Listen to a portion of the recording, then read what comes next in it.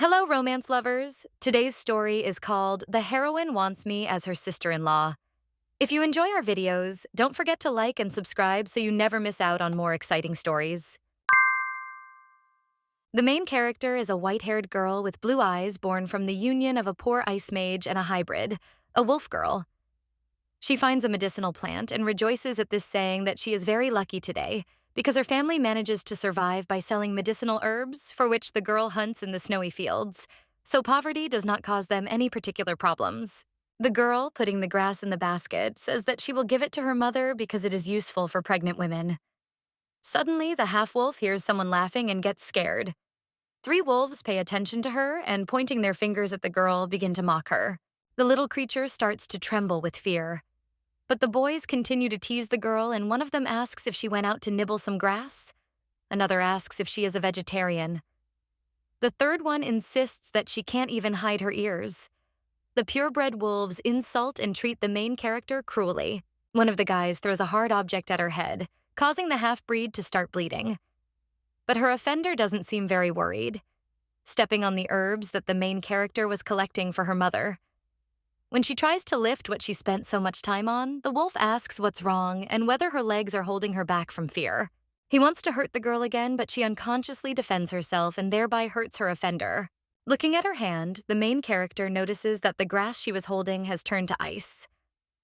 The wolf is furious at being wounded and asks how the mudblood dares to raise a hand against him. But the little creature screams at him not to come any closer because one more step and that ice flow. But the guy doesn't let her finish her sentence and starts laughing, asking his friend if he saw it. He also asks what's the use of stupid ice magic in the lands where it's everywhere, and maybe the girl is acting stupid because she's only half wolf. The wolf approaches the girl and violently throws her against a tree. At the moment of impact, an unknown image flashed in her head. There was a human soul in it, and the little creature realized that this was her past life, and at the same moment she remembered the novel that she loved to read. The main character of Little Red Riding Hood was the leader of the half-breed dragons. She met a half-breed wolf during the war with the wolves, and he asked for his salvation because he wanted to bring his older sister back to life. Little Red Riding Hood took a liking to the pleading boy and made him hers. Lying on the bed with a book, the girl claims that this is exactly the kind of story she wanted to read, and praises the author, saying what a beautiful look the attractive guy with ears has. As the novel progresses, the half-white-haired wolf gradually gets used to Little Red Riding Hood. The main character really liked the hero of this novel, who cried sweetly, and she dreams of seeing it in reality. But now that her dream had come true, she didn't look very happy.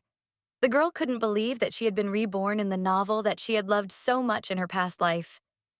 Realizing that this place was the world of Little Red Riding Hood, she quickly jumped up from her seat, knocking her offender down, and ran away. The same one shouts after the little creature to stop and threatens to catch her. Only half the wolf associates the author with a madman, although she herself said that she wants to see it in reality. At home, the girl's mother is waiting for her daughter, Ava, telling her unborn son, Zion, that until his older sister comes, they won't see a warm dinner. Ava recalls the events of the novel and realizes that the main character is her unborn brother. In the novel, Little Red Riding Hood, where humans lived together with half-breeds, half-wolves, and half-dragons, had a strong hatred for each other. The feud began when a wolf stole the heart of a dragon's head. Having lost the heart, which she wanted to give to her lover, the head died because she could not control the power that overwhelmed her due to anger and grief. According to legend, Little Red Riding Hood's brother also had only one heart, and in the end he died because he was unable to control his power. She blamed the wolves for this and organized a purge in the north. In this novel, Ava was the main character's sister, who was put down like a dog by Little Red Riding Hood. Standing with an axe, the main character associates the author with a madman because she already had a difficult childhood, and her future will be bleak. We think about escaping because the girl does not want to fall into eternal sleep. The main character's mother hears a strange sound on the street and decides to see what it is. When her mother asks her what is happening, Ava says that the wolves damaged their house and said that if the family does not leave, they will be killed. Ava comes to the decision that she cannot allow the meeting of the two main characters, and for this she must leave the house, keeping her reincarnation a secret in order to protect everyone. The mother hugs her daughter and reassures her that if they go deeper into the forest, it will be safer and she will take care of her daughter. But someone seemed to laugh at the plans of the main character, because after the birth of Zion, the mother became worse. There was no wolf nearby who could help deliver the half-breed. Holding her daughter's hand, the mother claims that good things happen to good children. So instead of hitting someone, you should be kind to them. Ava looks at her mother with tears in her eyes. The white-haired lady tells her daughter that she is sorry and falls into eternal sleep. The main character cannot hold back her tears and understands that from now on, this is her reality. Both parents have abandoned them, so the girl herself will protect Zion at any cost. After many years of living deep in the forest, Ava stumbles upon a little girl lying in the snow and wonders what a child is doing in such a place. The main character notices that the girl has a fever and hopes that someone else will find and help her. But remembering her mother's words that good things happen to good children, she decides to help. Either she felt sorry for the girl left in the cold, or her mother's words had an effect. But Ava picked her up and carried her home, not understanding what consequences this would lead to. A couple of days later, the main character is met by her younger brother. The older sister asks him if everything was okay, and if strangers came. The little half-wolf answers that everything was okay. The older sister strokes the boy with white hair on the head, saying how smart he is, and asks if the girl she found in the snow woke up. But Zion sadly replies that she has been sleeping for a long time and thinks that the girl has not yet rested. But 3 days have passed. Ava sends her little brother for cold water and a towel, saying that it is most likely because of the heat. But even the best herbs don't help the sick baby, and taking her to the hospital will be difficult given their circumstances. The main character lies down on the bed next to the girl and thinks about the correctness of her actions. But leaving the child there was also dangerous. Ava places her hand on top of the sick girl's hand and apologizes for not being able to help her anymore. The girl comes to her senses at the touch of her savior. Ava asks how she is feeling. But when the child opens his eyes, the main character notices that they are red like rubies, and in this world, only one race has red eyes. At that time, the younger brother returns with water, and Ava hides him behind her back. If the girl remembers correctly, after her death, the one who took Zion was the main character of Little Red Riding Hood. In the novel, Little Red Riding Hood asked the guy who she was to him. He said, while crying pitifully, that the girl was his patroness. Ava hears those same words now from the little girl she saved. She claims that calling her patroness is a bit over the top and is being slick, and that if this girl really is Little Red Riding Hood, then why did she end up in the North so early? After all, in the original story, their first meeting took place when they were adults. The cross-eyed lady is greasing herself whether the course of events has changed. From behind her back, her brother sticks out, but Ava tells him not to show himself and pushes him back behind herself.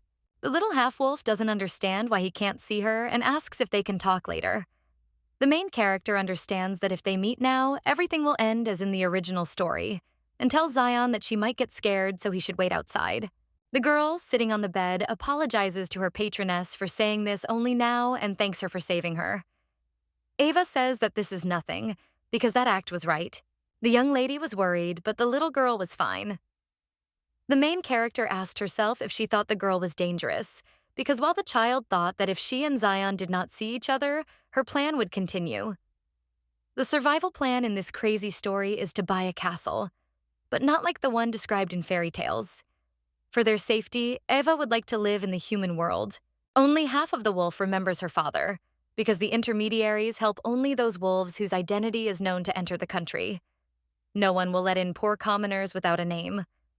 But in any world, nothing is impossible if you have money, so her ambitious goal is to buy a castle with Zion and move to the world of people. That's why the young lady memorized the herbal medicine book her father left her and saved money by selling valuable herbs. However, she didn't know that the events of history were mixed up. If she returned Little Red Riding Hood home safely and without incident, only time would separate her from a happy ending.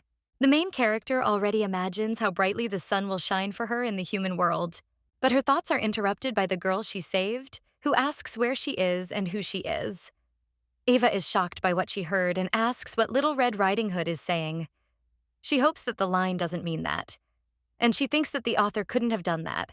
But the little girl says with annoyance that she doesn't remember anything. The main character in despair bends down to the floor and curses the author. Then she asks if it's true that the girl doesn't remember anything at all. But in response, she hears that the child only remembers that she was hot. It seems that something happened to Red Riding Hood before she lost consciousness, but Ava wonders if that's why she lost her memory.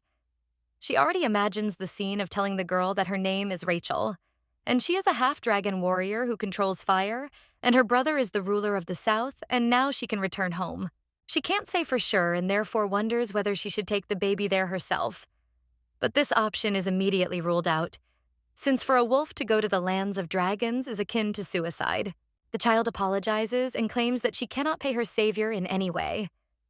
Ava says that it is not a problem and the little one does not need to be paid. But the girl claims that she really wants to thank her patroness. She asks if she can stay until her memory returns. And the main character already hears the sound of her plan being carried away into the distance, followed by her life rolling into a pit of poverty. At that time, the knights are running around the forest looking for Little Red Riding Hood. Their master asks if they have found it, but they answer that they haven't yet. The man asks what they are doing anyway. A black-haired man with ruby eyes orders his servants to find the girl immediately or lose their heads. He silently asks himself where Rachel is. Ava is walking with Little Red Riding Hood through the market when a little girl addresses the main character as Madame Patron, and she says that Rachel can sleep with her sister. Then the girl asks the patron sister where they are going, and she answers that they are going to see a doctor and buy some clothes. And then the little lady asks why they need to hide their faces. But in response, they hear that otherwise they will catch a cold and anything can happen. Eva understands that this is a stupid excuse like those in the novel Little Red Riding Hood. A pleasant-looking man with purple hair approaches the girls and greets them. The main character asks why he came so late because he said he would bring good goods today. There is a secret alley near the square that few people know about. Ava sneaks in here to sell herbs to her regular customers. A man examines the goods and sees that they are of good quality. Firegrass grows only in mountainous areas and easily ignites, emitting a red flame. The buyer asks how much he can buy it for. But hearing the price of 10 gold bars, he is shocked and asks why it is so expensive. The main character asks what's so surprising about this, because it's the highest quality firegrass and she won't give a discount even if he buys it in bulk. During the transaction, Eve has to hide her face and change her voice so as not to reveal her identity, otherwise she will be looked down upon, at least because she is a girl. However, only half the wolf claims that there is a way to buy her much cheaper, and the man is interested in what this way is. Ava suggests that he examine the girl near her. The buyer looks at the baby and asks who she is and hears in response that it is the seller's sister. But the man continues asking questions and asks why the merchant brought her here. But Ava tells him to do what she asks because he is a doctor. The stranger greets the girl and asks her name, assuring her that everything is fine and she should not worry. Placing his hand on the child's forehead, he asks the little girl if she is an obedient girl.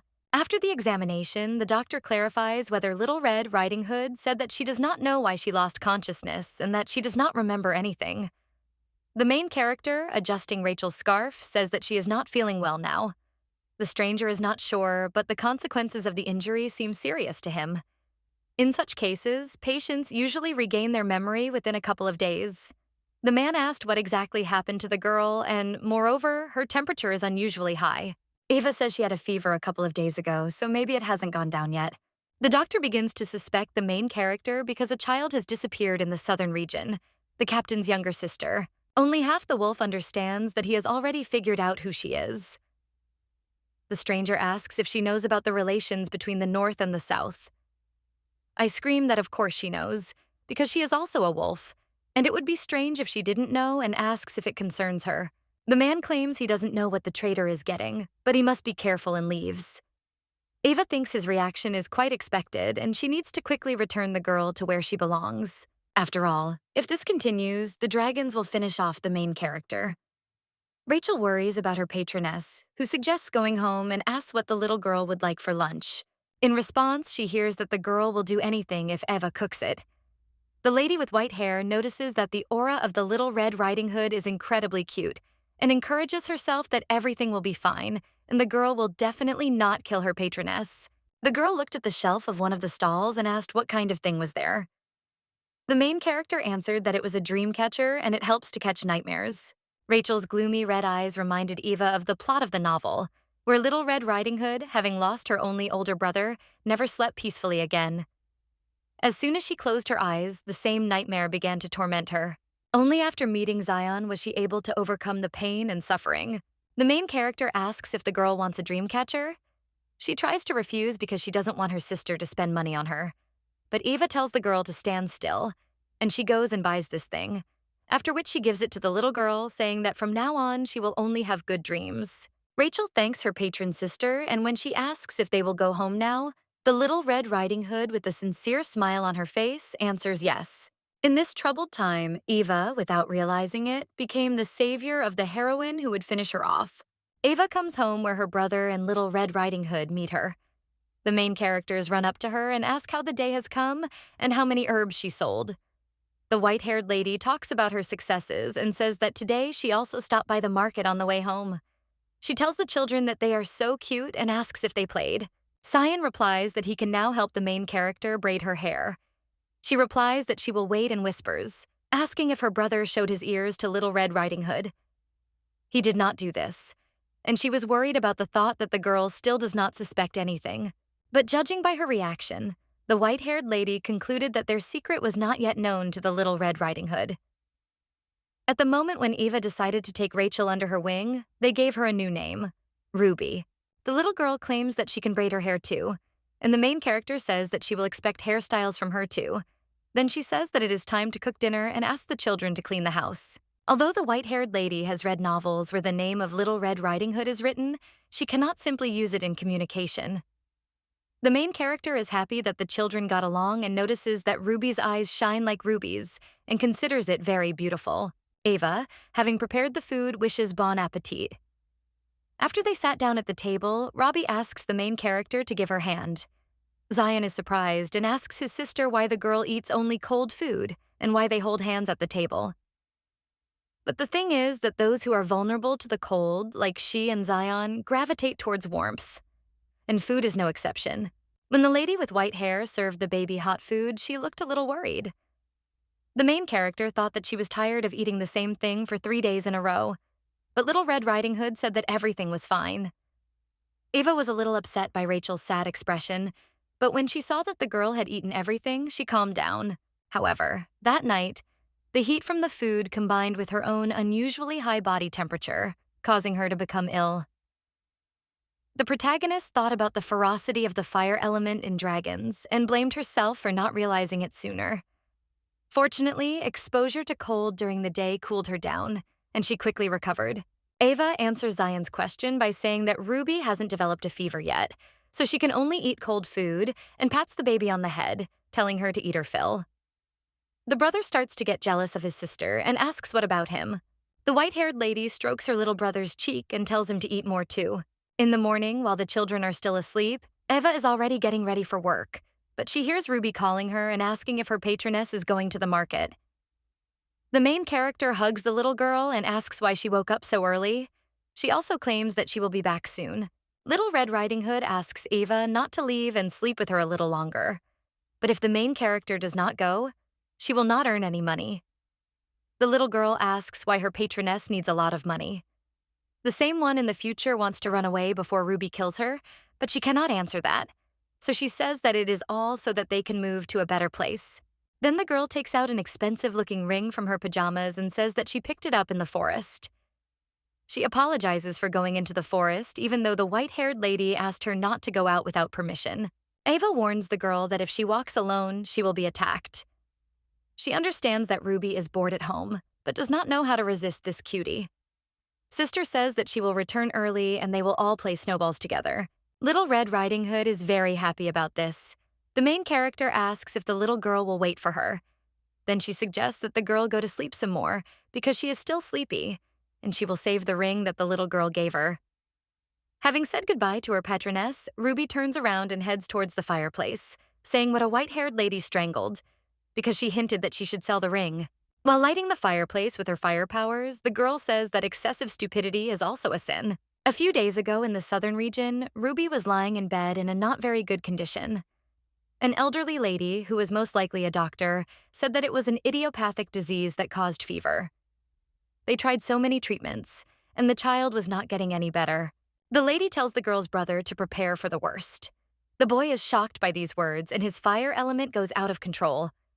The maid shouts at her master to control his inner fire element, otherwise both relatives will be in danger, and asks him to take a deep breath and calm down.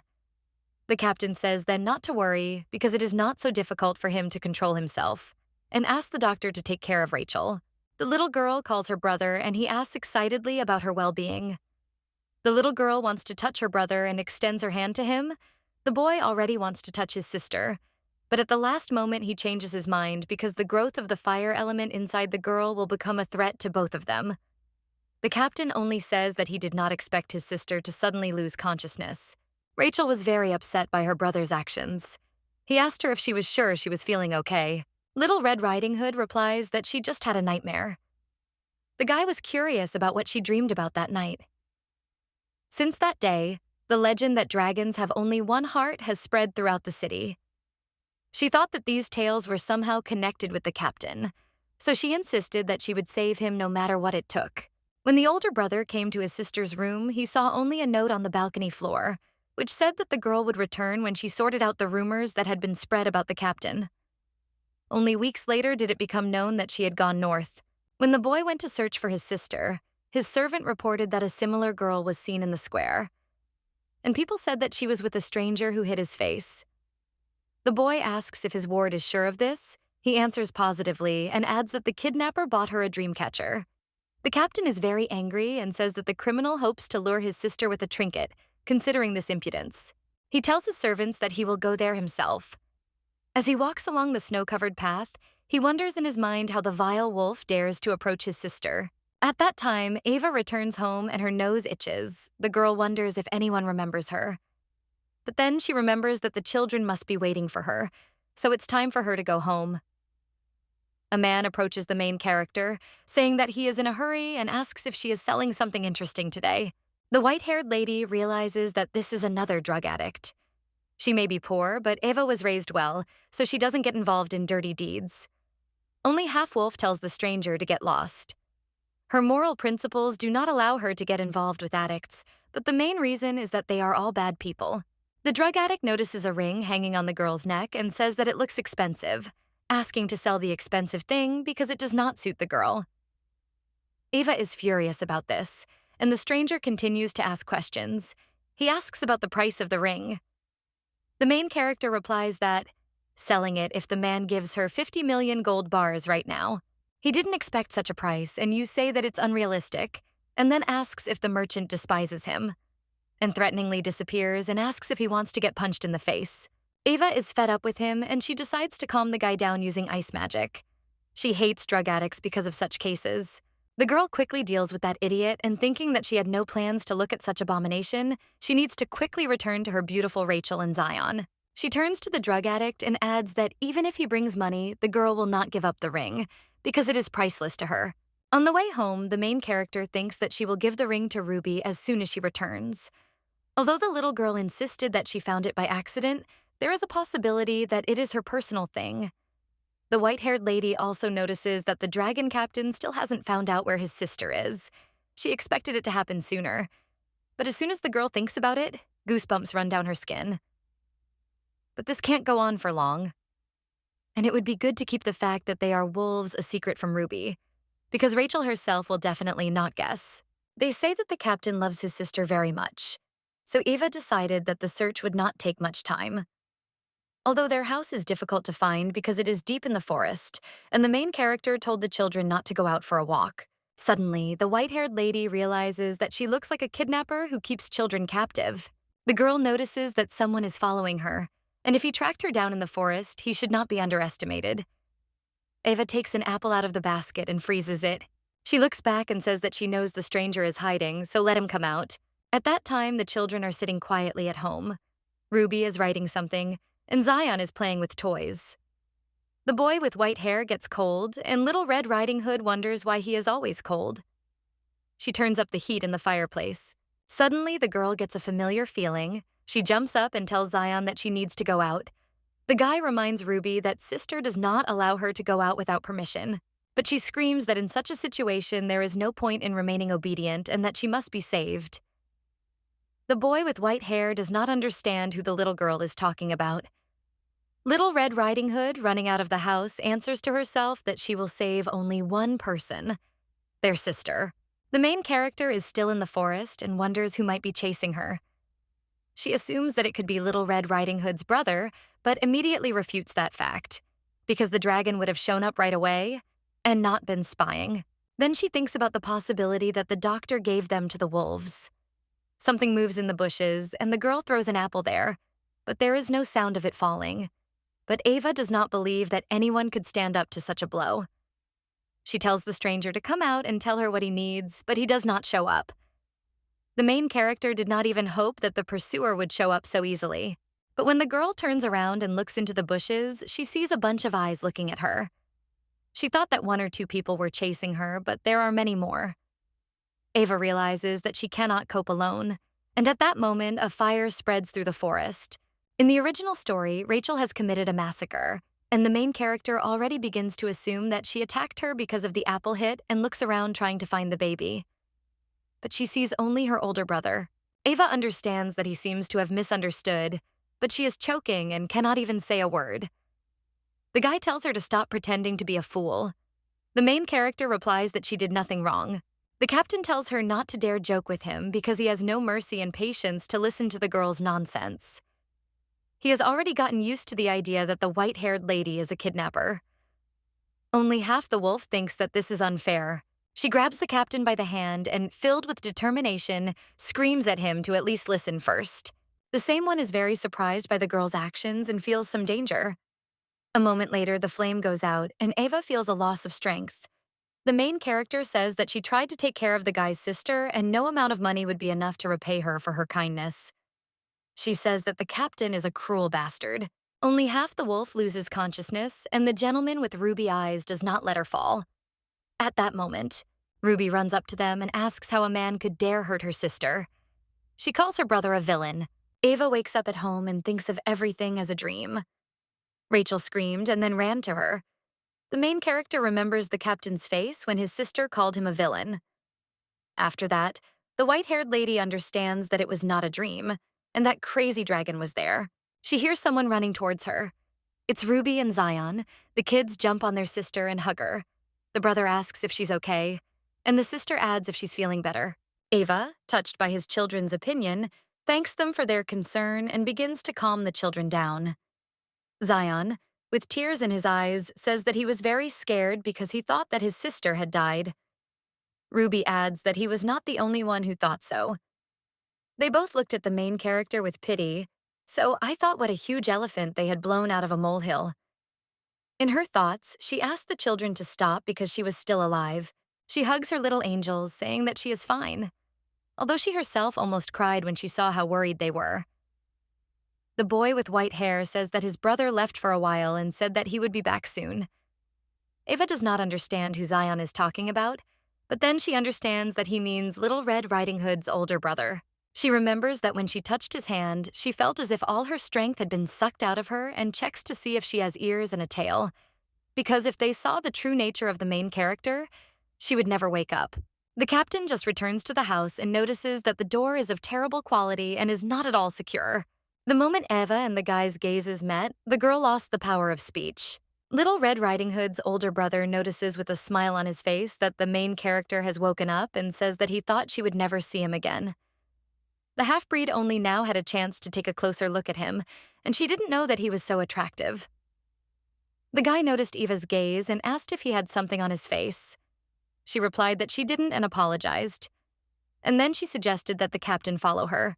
They all sat at one table. The dragons had ice in their cups because hot drinks could make them sick. The children stayed close to the white-haired lady. There was an awkwardness in the air, so Rachel's older brother started talking. He said his name was Noel Ramier. The guy had a lot of questions, but first he decided to apologize for what happened in the forest. Ava answered that there was nothing wrong with it, and she thought to herself that he was more polite and kind than she thought, and it seemed that she knew nothing about dragons. She looked at her younger brother and understood why Noel attacked her. After all, in his place, the main character would have gone crazy upon learning that her Siona had been kidnapped. But she still thinks that it cannot be denied that it was too much. Because the guy almost killed her, She thinks about compensation for all the troubles caused. Yes. She looked at the captain's face and immediately thought that he himself would pass for compensation. Her wolf instincts make themselves known.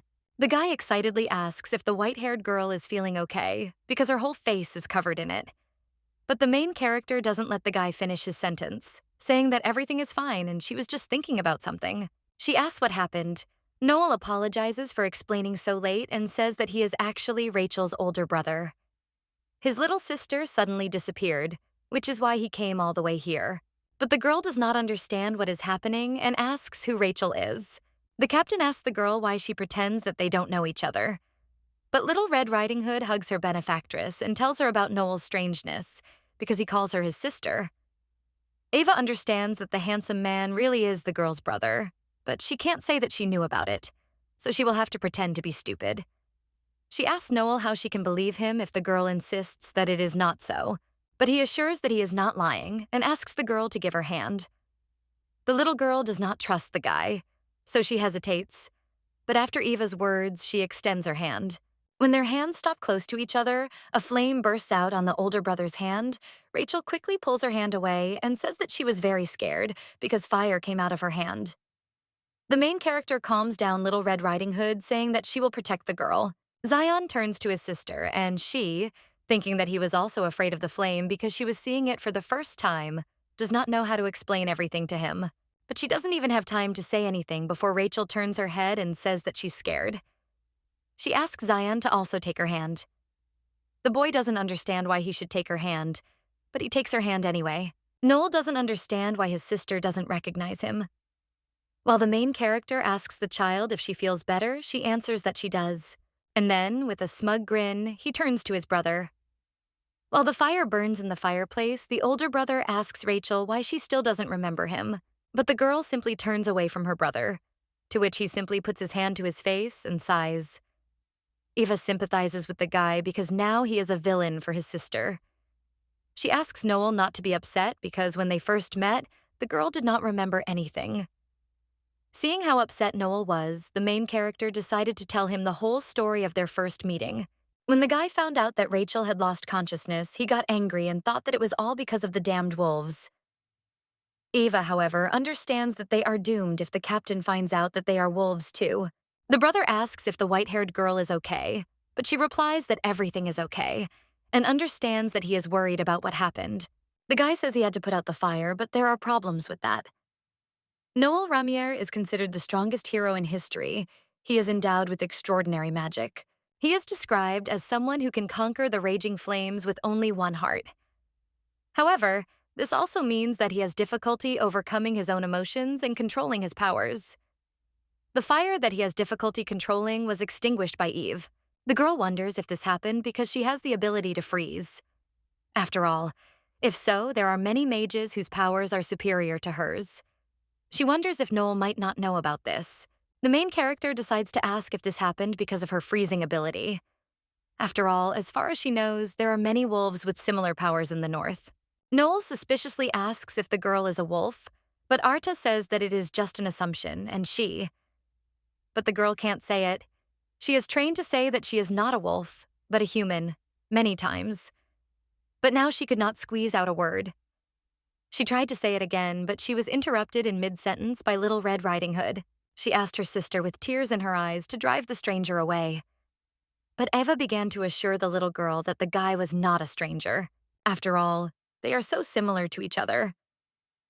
Natalie just shook her head and said that he had offended her benefactress, which means he is bad, and asked Zion what he thought about it. The little brother began to nod and agree, saying that Ruby's brother is bad because he had offended Eva. They both begged to kick Noel out. Little Red Riding Hood claims that he is big and therefore scary and his eyes are red. The white-haired boy with white hair agrees with her. Well, and then he notices that Ruby has the same eyes, but when she looks at him with a murderous look, he gets scared. The captain didn't know what to do, but the main character replies that her memories will soon return, so she asks the guy not to worry. Then the brother says that he will lightly touch his sister and it won't hurt. But Rachel turns away from him and hugs Eva tighter, saying that she doesn't like the black-haired one and that she will live with her sister. The main character mentally asks Little Red Riding Hood not to talk nonsense and says that she is causing her brother inconvenience. Ruby looks at her brother with anger. The white-haired lady, noticing this, turns the little girl to herself and tells her not to look so angrily at her brother. But the girl screams that if she has to leave, she will take the benefactor with her and asks her to go too. Although Rachel is charming, Eva says that it is time for the baby to go home, which makes the child cry. The main character tried to reject her as gently as possible in order to return home quickly. Noel understands that there is no choice. He asks the white-haired lady to do him a favor. The girl already understands where this is all leading and indignantly asks the captain what he means. The guy says that it won't take long until Rachel gets used to it and trusts him. Ava ponders this. The little devil inside her tells her that there will be no second chance to meet such a handsome man and asks if he is not her type. The little devil claims that the girl should take advantage of the opportunity and do as she wants. The little angel objects because if Noel finds out the truth, the main character will be killed. Ava is already preparing for a refusal because although one can only dream of such a cute guy, but if he finds out that she is a she-wolf, she will be cooked on the fire. But then the guy says that he understands that he has committed an unforgivable act and it is shameful to ask a girl for a favor, but he begs her to do it for Rachel. The main character's heart almost jumps out from this. She says that it will be quite difficult because she has personal reasons for this. Noel claims that he will repay her kindness, and the white-haired lady asks if he will repay her with money. After the captain says yes, the girl asks the children to leave them for a while.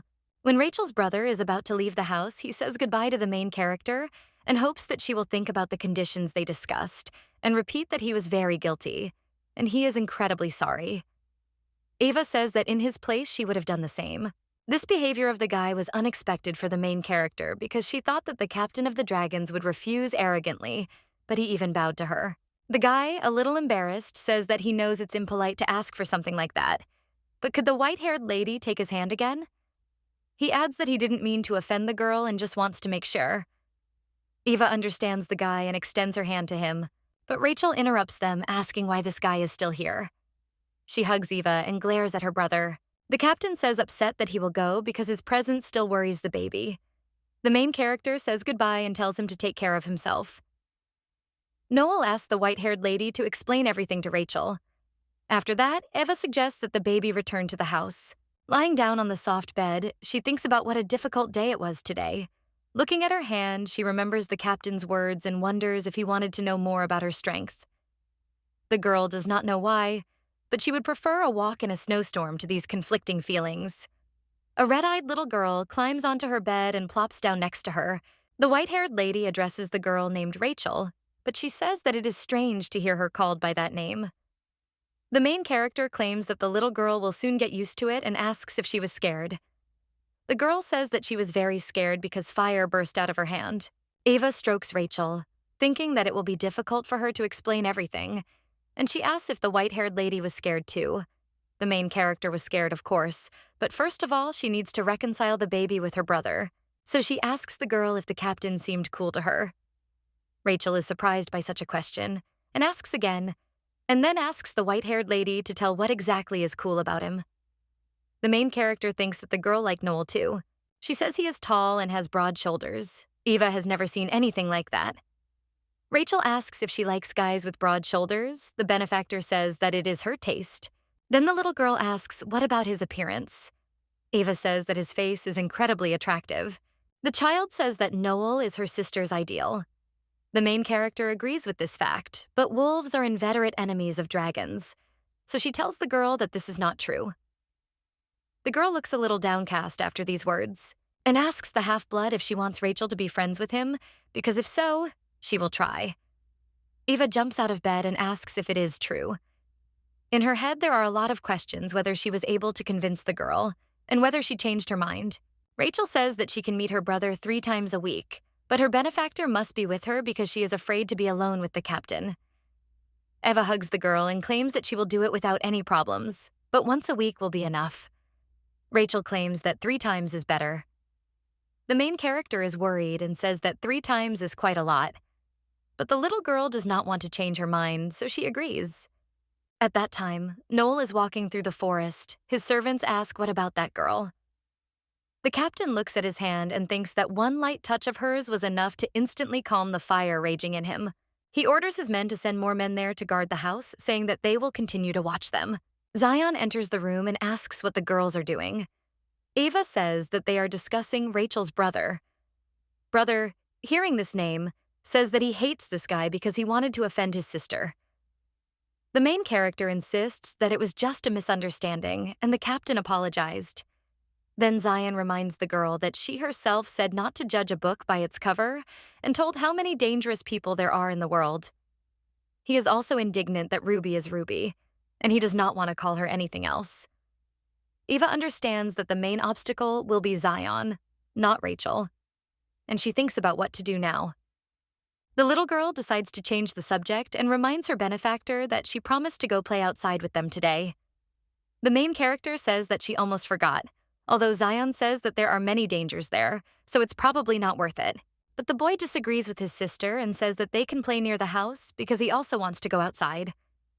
The white-haired lady thinks that today they need to be more kind to them and tells the children that she has things to do now. So let them go together, but let them not go too far from the house. The kids are happy with this news and run outside with smiles on their faces. Brother suggests making a snowman. Ava tells them to dress warmly or they will catch a cold.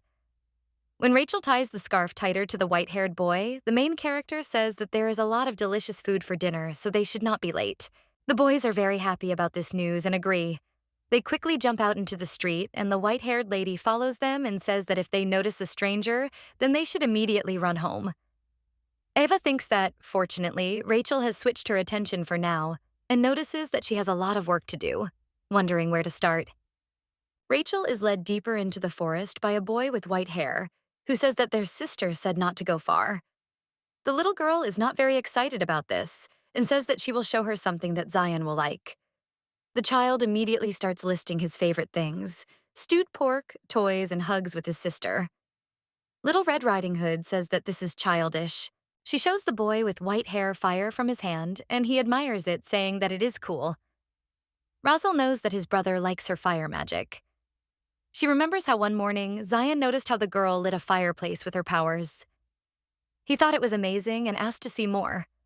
Rachel was surprised, and she told the boy that she did nothing, but he claimed that he saw everything. Little Red Riding Hood said he just dreamed it, but Zion said his dream was magical, and he would tell his sister about it. The little girl gave in and said she would show him if he didn't tell his sister.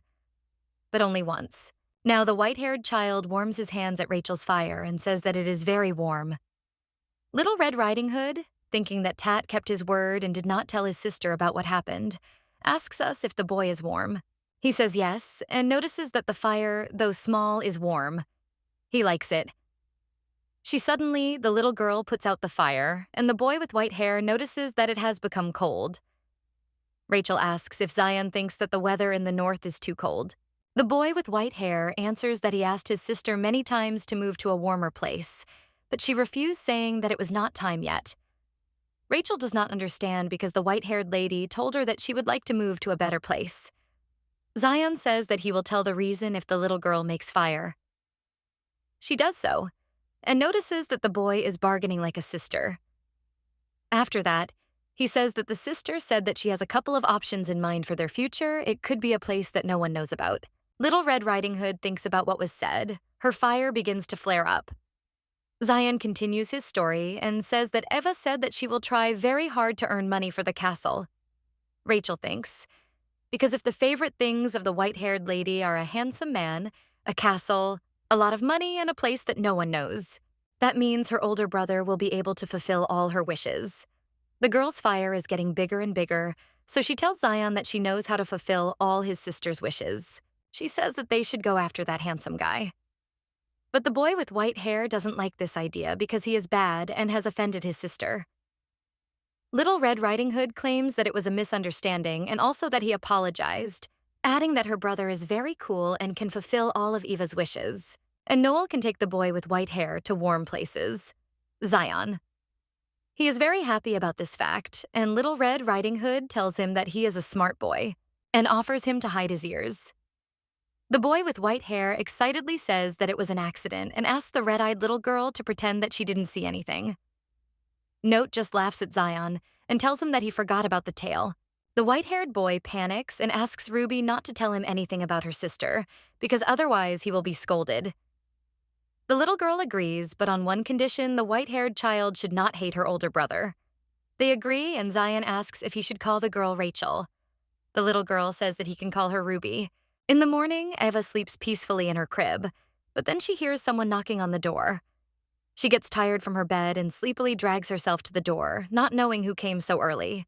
Opening the door, she sees Noel. Then the sleepy girl remembers that the guy promised to come by today. After the main character has changed her clothes, she asks the captain to forgive her for her unkempt appearance, because she forgot about his arrival. He is not offended and says that perhaps he came too early and interrupted the girl's sleep. The white-haired lady insists that it is not his fault. After that, they go to Rachel, who is still sleeping soundly, because yesterday the children played until late and now nothing can wake them up. Noel puts his hand on his sister's head and notices that she seems to be having a great time. The guy asks if Rachel is causing trouble. The new answer he hears is that the little girl is a very sweet and obedient girl. The captain notices that his sister is listening to someone for the first time. I ask you if this is true because she is very charming and often expresses aegyo. Aegyo means a display of affection, often expressed through a cute voice, facial expressions, and gestures. Rachel wakes up and sees her brother and benefactor sitting opposite her. The little girl says that they look good together and then closes her eyes again. Eva, blushing, says that she probably hasn't woken up yet, and claims that she often talks in her sleep. The main character mentally asks the captain to say at least something because silence makes the situation even more awkward. Noel asks if this is the first time. The white-haired lady does not understand what he means. Rachel's brother talks about their meeting because Eva seemed familiar to him. The main character can't hold back her laughter, so she turns away from the guy because she thinks about the old-fashionedness of such a way to get closer to a girl. But the white-haired lady understands that he didn't mean it that way. Only half the wolf says that he won't claim, but she has lived only in the north since birth, so you think that they could hardly have crossed paths and asks Noel if he could have been mistaken. Suddenly, Rachel gets up from the bed and says what a slowpoke her brother is. The main character is shocked by this, but Rachel, with a sweet smile on her face, wishes her sister a good morning. Looking at her brother, she is indignant that this guy has appeared again and claims that she has become very hot. She has a feeling as if someone touched her in her sleep. The white-haired lady says that it was her brother and the girl may have received his warmth. Eva wonders how a dragon can feel heat and thinks that the girl may have gotten used to the ice magic and the northern climate. The main character notices that Noel and his sister are indifferent to each other, just like strangers. She decides that they should help and asks what they will do today. Eva has an idea. She takes Rachel's hand and says that, and take her brother's hand. This way she can gradually get used to her brother's body temperature. But the little girl cries out that this is wrong. She takes the hand of her brother and her benefactor. Putting them together, she says that everything is fine now. Eva is a little embarrassed and asks if she should hold her brother's hand too. She holds the guy's hand, but he doesn't seem to want it. The white-haired lady thinks he doesn't like it. So she releases her hand and apologizes, saying that she will have to hold on to him too. But Noel says there is no need to apologize. It is the first time he has felt such a strong cold, and it is even a little disturbing. The main character asks the guy if he is okay, and notices that through their handshake, she feels warmth. She wonders if this is what he wanted to check that time. Suddenly, Zion walks into the room and asks what the couple is doing. Jumping on the bed, he claims that he wants to do the same and asks her to hold his hand too. Eva is a little upset that their handshake was interrupted because she felt very warm. Rachel asks the boy with white hair why he had to drop in on them. And the main character tells her brother that he can't behave like that in front of a guest and invites him to sit next to her. But Zion doesn't listen and claims that he wants to play the game too. Only half the wolf wonders in his mind why the boy with white hair is so capricious today. She tells the child that Rachel is talking to her brother now, and he should not disturb them. Eva is afraid that Noel will notice Sion's ears and tail. The captain claims that there is nothing to worry about and that they were playing hot and cold. He invites the boy with white hair to join in, holding out his hand. Sion says that he likes that and holds out his hand in return. Touching Noel's hand, the boy with white hair can't help but feel so warm. Eva. I like her brother's reaction because the captain isn't even their relative. The child has a tail. The main character is very worried about this and thinks it's time. Their bad ending.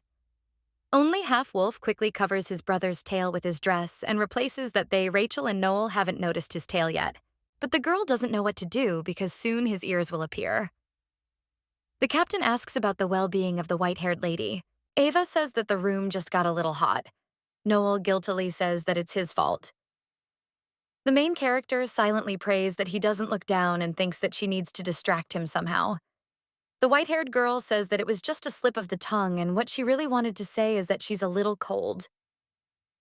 The girl puts her hands on the captain's hands. She tells Noel that his hands are very warm and he is happy about it, saying that he is glad that Eva likes it.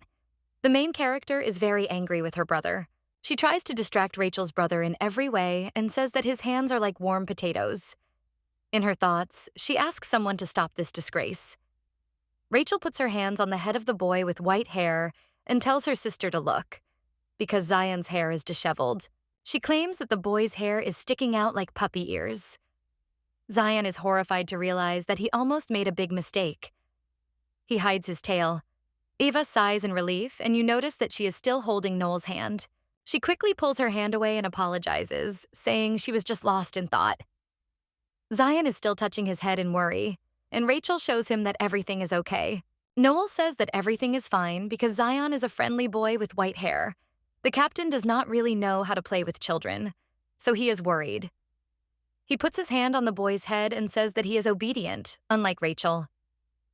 Noel says that he likes Zion. The same one jumps on the captain and hugs him. The main character in shock asks Zion to come to her, but Rachel takes her hand saying that she is hot. Eva hugs Little Red Riding Hood and thinks to herself that her brother will drive the girl crazy one day. She just hopes that he will not do anything again. She tells Zion not to bother Noel, but the boy with white hair does not even listen and tells the captain that he is warm like the sun, warm and big. Rachel's brother is happy and says that this is the first time someone has ever complimented him like that. He thanks Zion for this, and the boy with white hair remarks that he is also very handsome. The kid tells his sister that this guy is her type. Noel is embarrassed by such words. Ava is also shocked by what was said, and in her mind she asks her brother what he is talking about. She asks Zion if he is awake yet and asks him to move closer. The girl says that he is still sleepy, and that is why he is talking nonsense. But the white-haired child, claiming that she constantly repeated that she loves handsome guys, especially when they cry. The half-breed's face turns red from these words. Eva asks Zion what's going on with him today. The main character puts Rachel on the floor and starts to tear her brother away from Noel. But he doesn't want to let go of the captain. Eva thinks that he's had enough because few of them dared to reveal her secret in front of strangers. When Zion was a baby, every time he started to cry, the girl made fun of him and said that she liked crying boys with white hair. Who knew that karma would catch up with her for this? She mentally asks the captain to pretend that he did not hear anything, but he thinks about it and repeats out loud about the beautiful crying guys. The main character is almost crying, thinking about all the bad words in the world. As evening falls, Noel leaves the estate and tells his sister that he will be back soon. Then he says goodbye to Eva, but for some reason she doesn't look very happy. Apparently life has tossed her around today. The captain, with a smile on his face, wants to ask the half-breed for something, but when his gaze falls on Rachel, he says that he didn't want to say anything important. The guy insists that it's time for him to go, and the main character says goodbye to him. She was still curious about what he wanted to say. As Noel walks through the forest, he begins to think that it is dangerous for him to get involved with strangers, because it can be risky. Because of his heart, he killed too many innocent people, including his parents. The guy can't control his frightening power. He can't understand one thing. How did Eva manage to tame her so easily? The guy doesn't know why, but he even took control of the inner fire. From the mere thought of the girl, anxiety begins to pulsate in his chest, burning his heart, and a smile does not leave his face. This question reminded Noel of a dream he had a few days ago. The captain didn't understand where he was. His hand was painted black.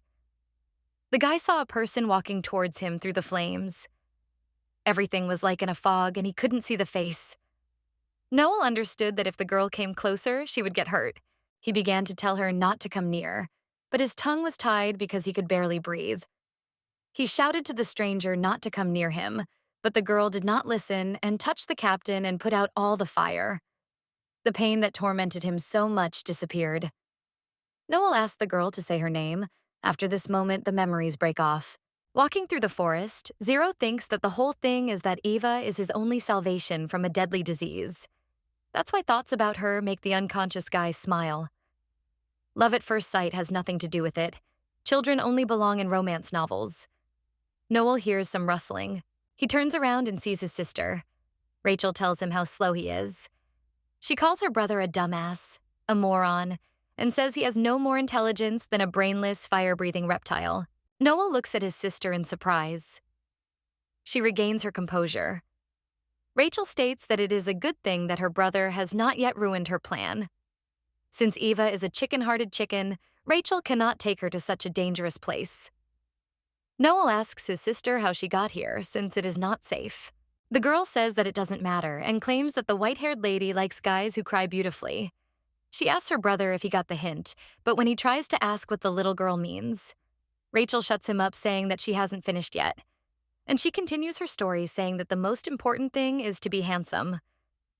Eva's ideal is a tall guy with broad shoulders and, if possible, money. She dreams of living in a palace. Little Red Riding Hood doesn't know which one yet. But the white-haired lady is a kind girl who clearly understands what she wants and tries to make it come true. The captain asks what of it. His sister is already furious and asks if Noel is a fool. She shouts that he fits the description perfectly and asks why he doubts. The little girl tells her brother not to convince himself that he does not feel sympathy for Eva. Noel, all red, says that he has no feelings for the white-haired lady. Rachel screams that he is an idiot because how could he not notice his crush? Having calmed down, she says that she will help her brother. But he tells him not to forget that he is a guy, which means he should take the initiative in communicating with the one he likes. In the morning, Rachel wakes up in a warm bed. She notices that her sister is getting ready to go somewhere. The little girl runs up to her benefactress and asks if she is leaving. Eva replies that she has some important things to do. Little Red Riding Hood asks if she is going to the market, and if her brother, that is, the guy, gave her money. Only half the wolf answers that Noel gave a lot of money, but she needs to visit a friend and will return soon, so Rachel cannot worry and go to bed. The little girl says goodbye to the white-haired lady. But Little Red Riding Hood notices that her sister took a basket of herbs with her. Rachel thinks that her brother gave Eva a lot of money, but it is still not enough for her. She talks about the girl's ambitions and approves of them, because such a girl is worthy of becoming her stepsister. But something worries Little Red Riding Hood, because she always covers her face when she goes to sell herbs so that no one recognizes her, and she actually goes to see a friend. The little girl is horrified to realize that this friend might actually be her boyfriend. Eva said she needed money, but not to live happily ever after with her boyfriend. Rachel quickly distracts you from such thoughts by saying that she will not even consider such a possibility. The little girl decides that she needs to follow her sister, but suddenly Zion, who had just woken up, appears behind her. He asks where Ruby is heading, and the girl replies that she needs to go out. Well, the little half-wolf asks where and says he will go too. Rachel doesn't like it very much, because she wanted to follow her benefactor secretly and quickly return so that the boy with white hair wouldn't notice anything, but he ruined all her plans. She tells Zion that this is a very boring place, but he asks where it is because he is curious. Little Red Riding Hood understands that if she doesn't take him with her, he will definitely follow her and may get lost on the way back. So she gives her consent for the guy to go with her, but she asks Togo to promise that he will stay close. The children gather and leave the house to find their sister. Ava, walking through the forest, remembers Rachel's words. She thinks that Noel gave her money and a lot of it. When the captain brought the white-haired lady bags of gold coins, she asked how to understand this, but the guy remembered Eva's words, who said that she needed a lot of money. The main character thought that the guy would despise her because of her strange preferences. Looking at the fur full of gold, she wondered how much money was there and why the captain looked so pleased. Maybe giving out money was his hobby. Only half the wolf handed Noel the bag of coins back and said that there were too many in it. But Noel began to object, saying that it seemed to him that there was not enough there, and if more was needed, then let the girl say. He asked her not to worry about it. The main character wanted to ask how much he could add, but giving in to instincts in the presence of a stranger was a bad idea, and she decided that she should refuse. But the captain replied that she should not be shy about asking for more because he could give her as much as she wanted. Ava took a handful of coins and handed them to Noel, and asked if she could exchange them for something more valuable, for the captain's smile. He felt a little awkward and said the girl's name. This pushed her out of her thoughts, and she said a little embarrassedly that once she spent it all, she would ask for more. Half-breed instincts had gotten the better of her again a few minutes ago. The main character thought about what would happen if she asked for a fortune. She thinks that the captain is very naive, because as soon as she takes his hand, his cheeks turn pink with embarrassment. Modest guys are her type. Ava tries to tear herself away from these thoughts, because now that she has a lot of money, she can give the last order and return to the children. She meets her customer. He greets her and says that they haven't seen each other for a long time. This is one of the regular customers of the white-haired lady. He is a businessman who is always traveling for work, so he knows a lot and sometimes tells the girl interesting stories. The blue-haired man asks if the main character brought what he asked for. The wolf only half answers that she did. The buyer says that tigers in the East love healthy vegetables, so they like herbs. This is the most surprising thing the girl has heard from him. She says she brought more. Maybe this is her last day of sales. The man asks why so suddenly, and if something happened. He also asks where he can buy herbs for his tigers now. Ava says that it is his problem. The man says that he thought they were close. The main character replies that it just seemed that way to him, and she asks if the businessman found out what she asked for. He asks if the girl talks about how to contact intermediaries for illegal migration. Because regarding this, the man asks if the wolf only knows half that they have a new ruler. Ava asks if he is somehow connected with her question. The blue-haired buyer says that several middlemen were arrested and illegal migration was strictly prohibited, and it is better not to do it now. Ava was very upset by this news. The businessman began to calm her down because they still have plenty of time, and the girl needs to wait until the ban is lifted. But the main character does not have much time. The buyer says that he wants to give the girl a parting gift. Ava looks at him and asks what it is, but the man says that these are rare herbs that are unlikely to be found or bought anywhere. The main character asks if these are drugs. The businessman says that it is something like that. Only Half-Wolf furiously rushes at the man and says that she does not need this. The guy says that the girl is more honest than he thought and puts the gift in the basket, assuring that she will like the amazing taste of the new world. But the girl only claims that it will be a world of death when the cold hits and adds that she will throw the gift away on the way home. The businessman jokes that the cold hits in the north will not lead to death, unlike heat stroke. But it's not really funny for the half-breed, because she really is in danger of dying from the heat. After saying goodbye to her customer, the girl heads home. She thought she would be able to move to warmer places when she saved up some money, but she didn't expect things to turn out like this. On the way home, Eva thinks that she has no choice and will have to live in the north and take care of Rachel for a while. She also needs to earn money to make good acquaintances. But the main character wonders what will happen to her if the dragons find out that she and her brother are wolves. She immediately drives away negative thoughts because there is always a way out. And they think about their children. Coming closer to the house, she sees that the door is open. Having entered only halfway, the wolf does not see the children. She understands that the children are not at home and wonders what happened to them. Wandering through the forest, she searches for them, but the children are nowhere to be found. Then the main character considers the possibility that they went to the square. Rachel is different from the locals in appearance. They will immediately notice her and recognize her, so they need to find them quickly. She asks the guys to wait for her. The girl runs around the market, but the children are not in the alley when they went to sell herbs together, nor on the street where they were walking. They are nowhere. Ava, with tears in her eyes, wonders where Rachel and Zion went and reproaches herself for not keeping an eye on them. She runs as fast as she can and crashes into a man. Ava apologizes and looks up to see that it is Noel. He asks if something happened to the girl. She replies that the children are missing. She left them at home and went away. And when she returned, they were no longer there. The main character considers it her fault because she only cared about money. She is an irresponsible sister. She cries and says it's all her fault. Noel tries to calm the girl down, and she understands that he rules now is not the time to cry. She says she'll go and find the kids. Then she turns around and runs to find the kids. She mentally asks Zion and Ruby to take care of themselves until the girl finds them. At this time, a boy with white hair looking at the market asks Little Red Riding Hood if she is sure that they have come to the right place. Rachel replies that she is not really, but maybe.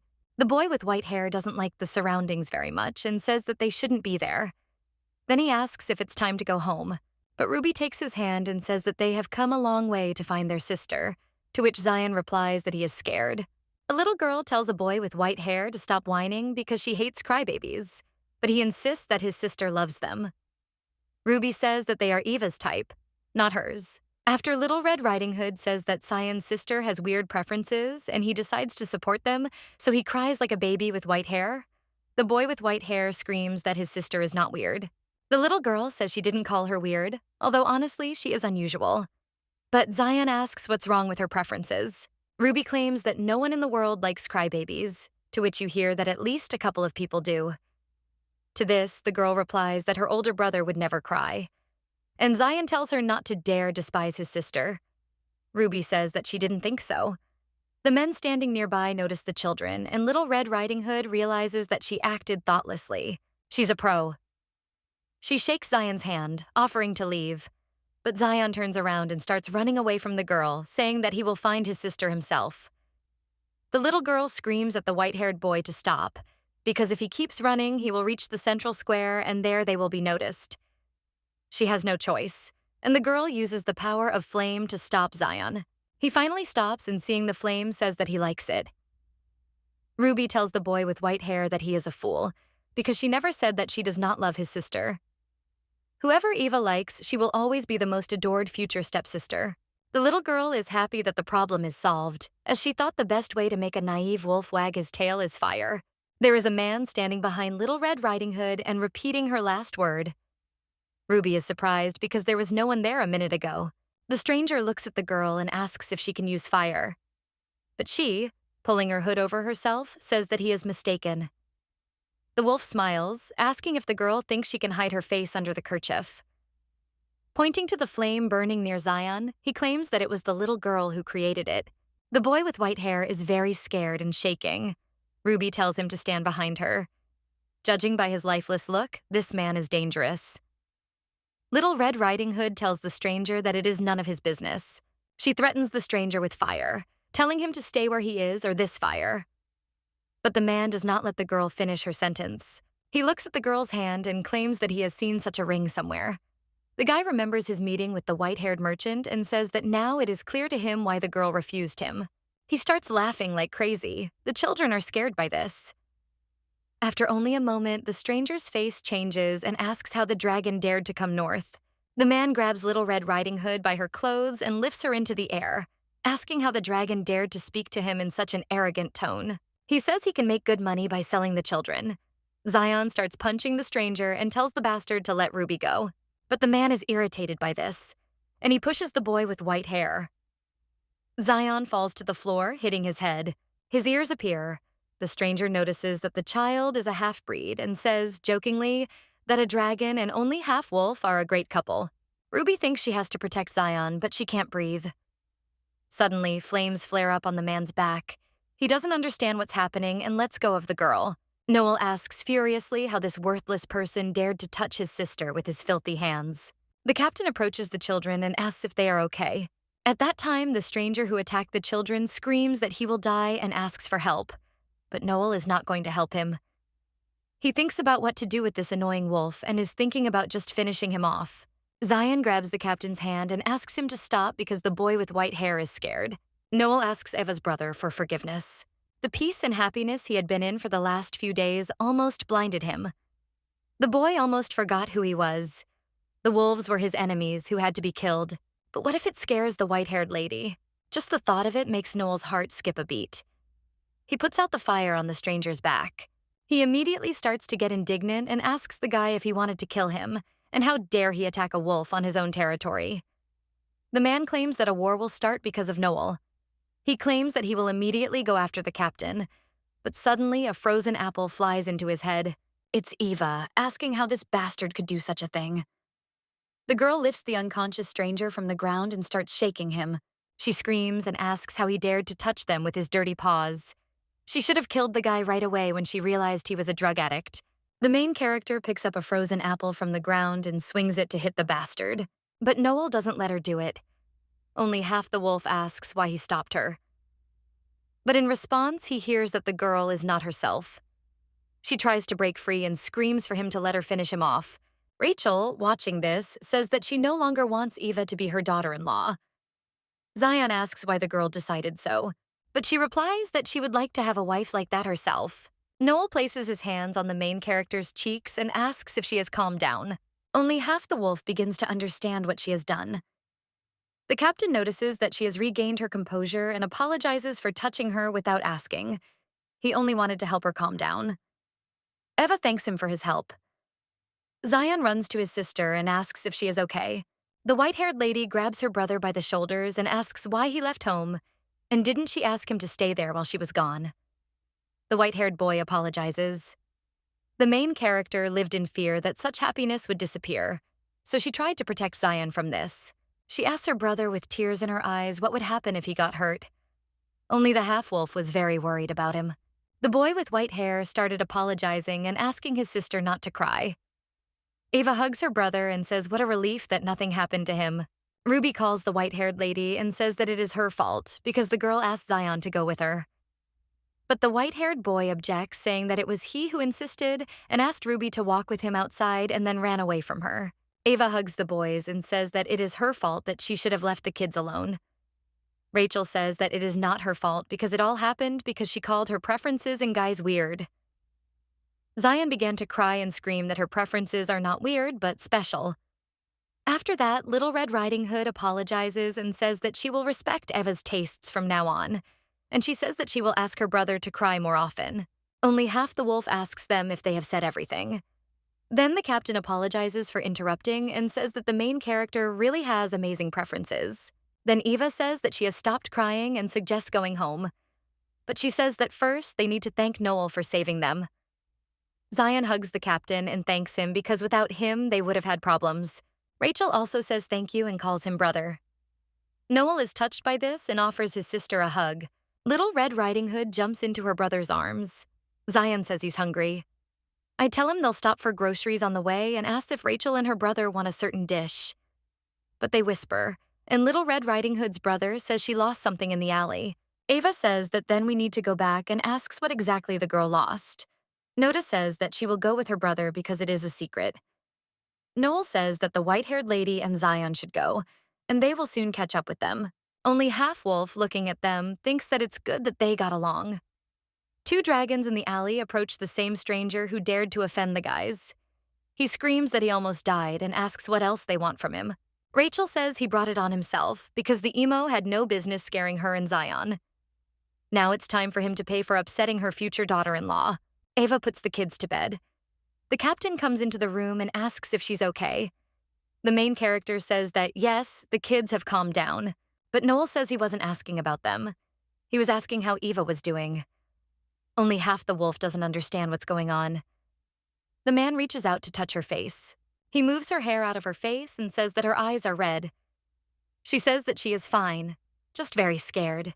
The white-haired lady claims that what happened was her fault, but the captain insists that she does not need to blame herself because she will take what happened into account for the future and it will not happen again. He tells Eva that she shouldn't blame herself for what the children did, and that she did well and did everything to protect them. Noel tells the girl that if she doesn't mind, they could do it together. But the main character doesn't let him finish his sentence, jumps out of bed and quickly leaves, saying that she needs to collect herbs. The young man is a little surprised by this, and the lady with silver hair goes outside and thinks that so much has happened that day. He puts his hands to his chest and thinks that he never imagined that something like this would happen. So the girl decides that she can't just throw it out of her head and she needs to come to her senses before returning home. The next day, the young lady is already sneezing. The little girl with red eyes asks if her benefactor is feeling unwell and offers her a blanket. The main character says that she feels somehow sick. The girl cannot believe that a short night walk led to a cold. She covers herself with a blanket and thinks that she has lived on this for so long north, but she managed to just get sick. But even the little white-haired Zion didn't catch a cold. The white-haired boy tells his sister not to die, and the girl says that everything is fine. Approaches Eve, a young man with black hair, and asks him to forgive him. He claims that the young lady has a high temperature and needs to take medicine. Then the guy points to the grass and says that they are good for the common cold, so he will brew some their girlfriend. The main character thanks him and apologizes, for which again causes inconvenience. But the young man tells her not to worry and claims that he will return soon.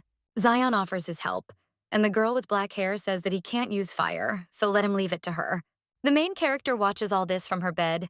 The guy at this time asks what herbs exactly to take, but the young lady slowly falls asleep. A little while later, someone wakes her up from her sleep. It turns out to be a guy with black hair. He brings a mug and says that it is medicine, so the girl should just take it and rest. The young lady rises heavily from her bed and says that her head is splitting. The guy brings her a glass and says that he has made a herbal infusion, so let Ava drink it, because it will make eating easier. The main character does so, but notices that the tea has a slightly bitter taste. The young man with black hair puts her to bed and offers her to sleep. He also says that he will leave the rest of the decoction on the table. Therefore, when the young lady wakes up, let her drink some more. Then he says that he will go outside with the children and they will get water, after which they will return soon. The girl understands whether it is because of weakness, but when the guy's hands touch her, they make her feel like she's suspended between heaven and hell. The young lady thinks how warm she is. After all, through the touch of this young man, one can feel his love and desire to care. So she fell asleep immediately and had no idea what was happening around her. But when she opened her eyes, her body felt a little strange. The girl was wondering if they had found water, but suddenly she noticed that her hand looked a little strange, and a tail appeared. Therefore, the main character comes to the realization that she has turned into a she-wolf. The young lady cannot believe it, because she slept for so many hours as if she were not alive, and woke up in the form of an animal. The main character hopes that this must be a dream, and she is still sleeping, and what is happening is part of her fantasy. Ava decides to just calm down, close her eyes, and count to 10, because maybe then everything will go back to normal. The young lady starts counting, but after a few numbers, she falls into despair and realizes that this is not a dream after all, and she is just trying to deny reality. Ava does not understand what is happening, but then he smells a slightly familiar smell, and when he looks at the table, he sees a cup of blue broth there. Now the young lady understands that even though her nose is stuffy due to a cold, the foul smell can still be felt. And the girl remembers how she asked the young man to make a decoction of herbs in a basket. Well, those herbs have no side effects, and the guy apparently added something else. Then the main character climbs onto the table and sees those same blue herbs. The young lady remembers who gave them to her. She wonders why the guy gave them away and kept them for himself. She thinks that then it is not surprising that she turned, although in the story itself, this never happened. So the girl thinks what she should do to return to human form. After all, if she doesn't cope before this family arrives, things will be bad. The young lady is already imagining how they will burn her alive and thinks that she is finished. But the girl decides to stay calm and understands that first she needs to get out of there. So the wolf goes to the door and tries to push the door away. She thinks that she will return to her human form when the effect of the drug wears off. But no matter how hard the main character tries, she still can't open the door because she has paws instead of hands. But then the door suddenly swings open and the young lady thinks she's finally got it. But only Rachel enters the room. She tells Zion that Eva is most likely asleep, and when someone is sick, it is important to give them the opportunity to rest properly. The main character understands that she is finished, and when Rachel looks at her, the young lady thinks that, judging by the expression on her face, the girl understood who she is. She also sees her brother, but the boy with white hair only says that it is magical, and the main character understands that he apparently did not guess. Since his birth, they lived deep in the forest, so the boy never saw other wolves, and Ava did not show what they were like. But then the boy with white hair says that the ears and tail look familiar. The young lady prays that she will not be recognized. The boy with white hair says that the wolf looks like him, but Rachel quickly shuts him up and says that the creature looks like a dog. The girl claims that she saw her once and that it was definitely a dog. The boy with white hair only asks where the lady with black hair saw her and if her memory has returned. The main character is just wondering why Zion suddenly became smarter today, while the boy with white hair says that she needs to show the dog to her sister. But when they look at the bed, the sister is not there. So the young man begins to think. He says that his sister has disappeared and the dog has appeared. The main character asks him in her thoughts not to imagine anything, because now is not the time for thinking. The girl understands that her brother only turns on his brain when it is not required. And the boy with white hair adds that his sister is somehow connected with the dog. But the she-wolf immediately falls to the ground and starts rolling around on the floor to be petted. She understands that she needs to distract attention, and this method works because the guy immediately runs up to the she-wolf and starts petting her. Rachel is a little shocked, but she still sighs and says that it is definitely a dog. The main character thinks that it hurts her to hear that she is called that. The girl says that sister must have left and she has a fever, so Eva probably wanted to cool down. The guy just shows the wolf's paws and says that they look like marshmallows. Eva thinks that he should feel sorry and sympathize with his sister, who is forced to pretend to be a dog. They play with her. The lady with black hair adds that it doesn't matter and calls the young man a fool.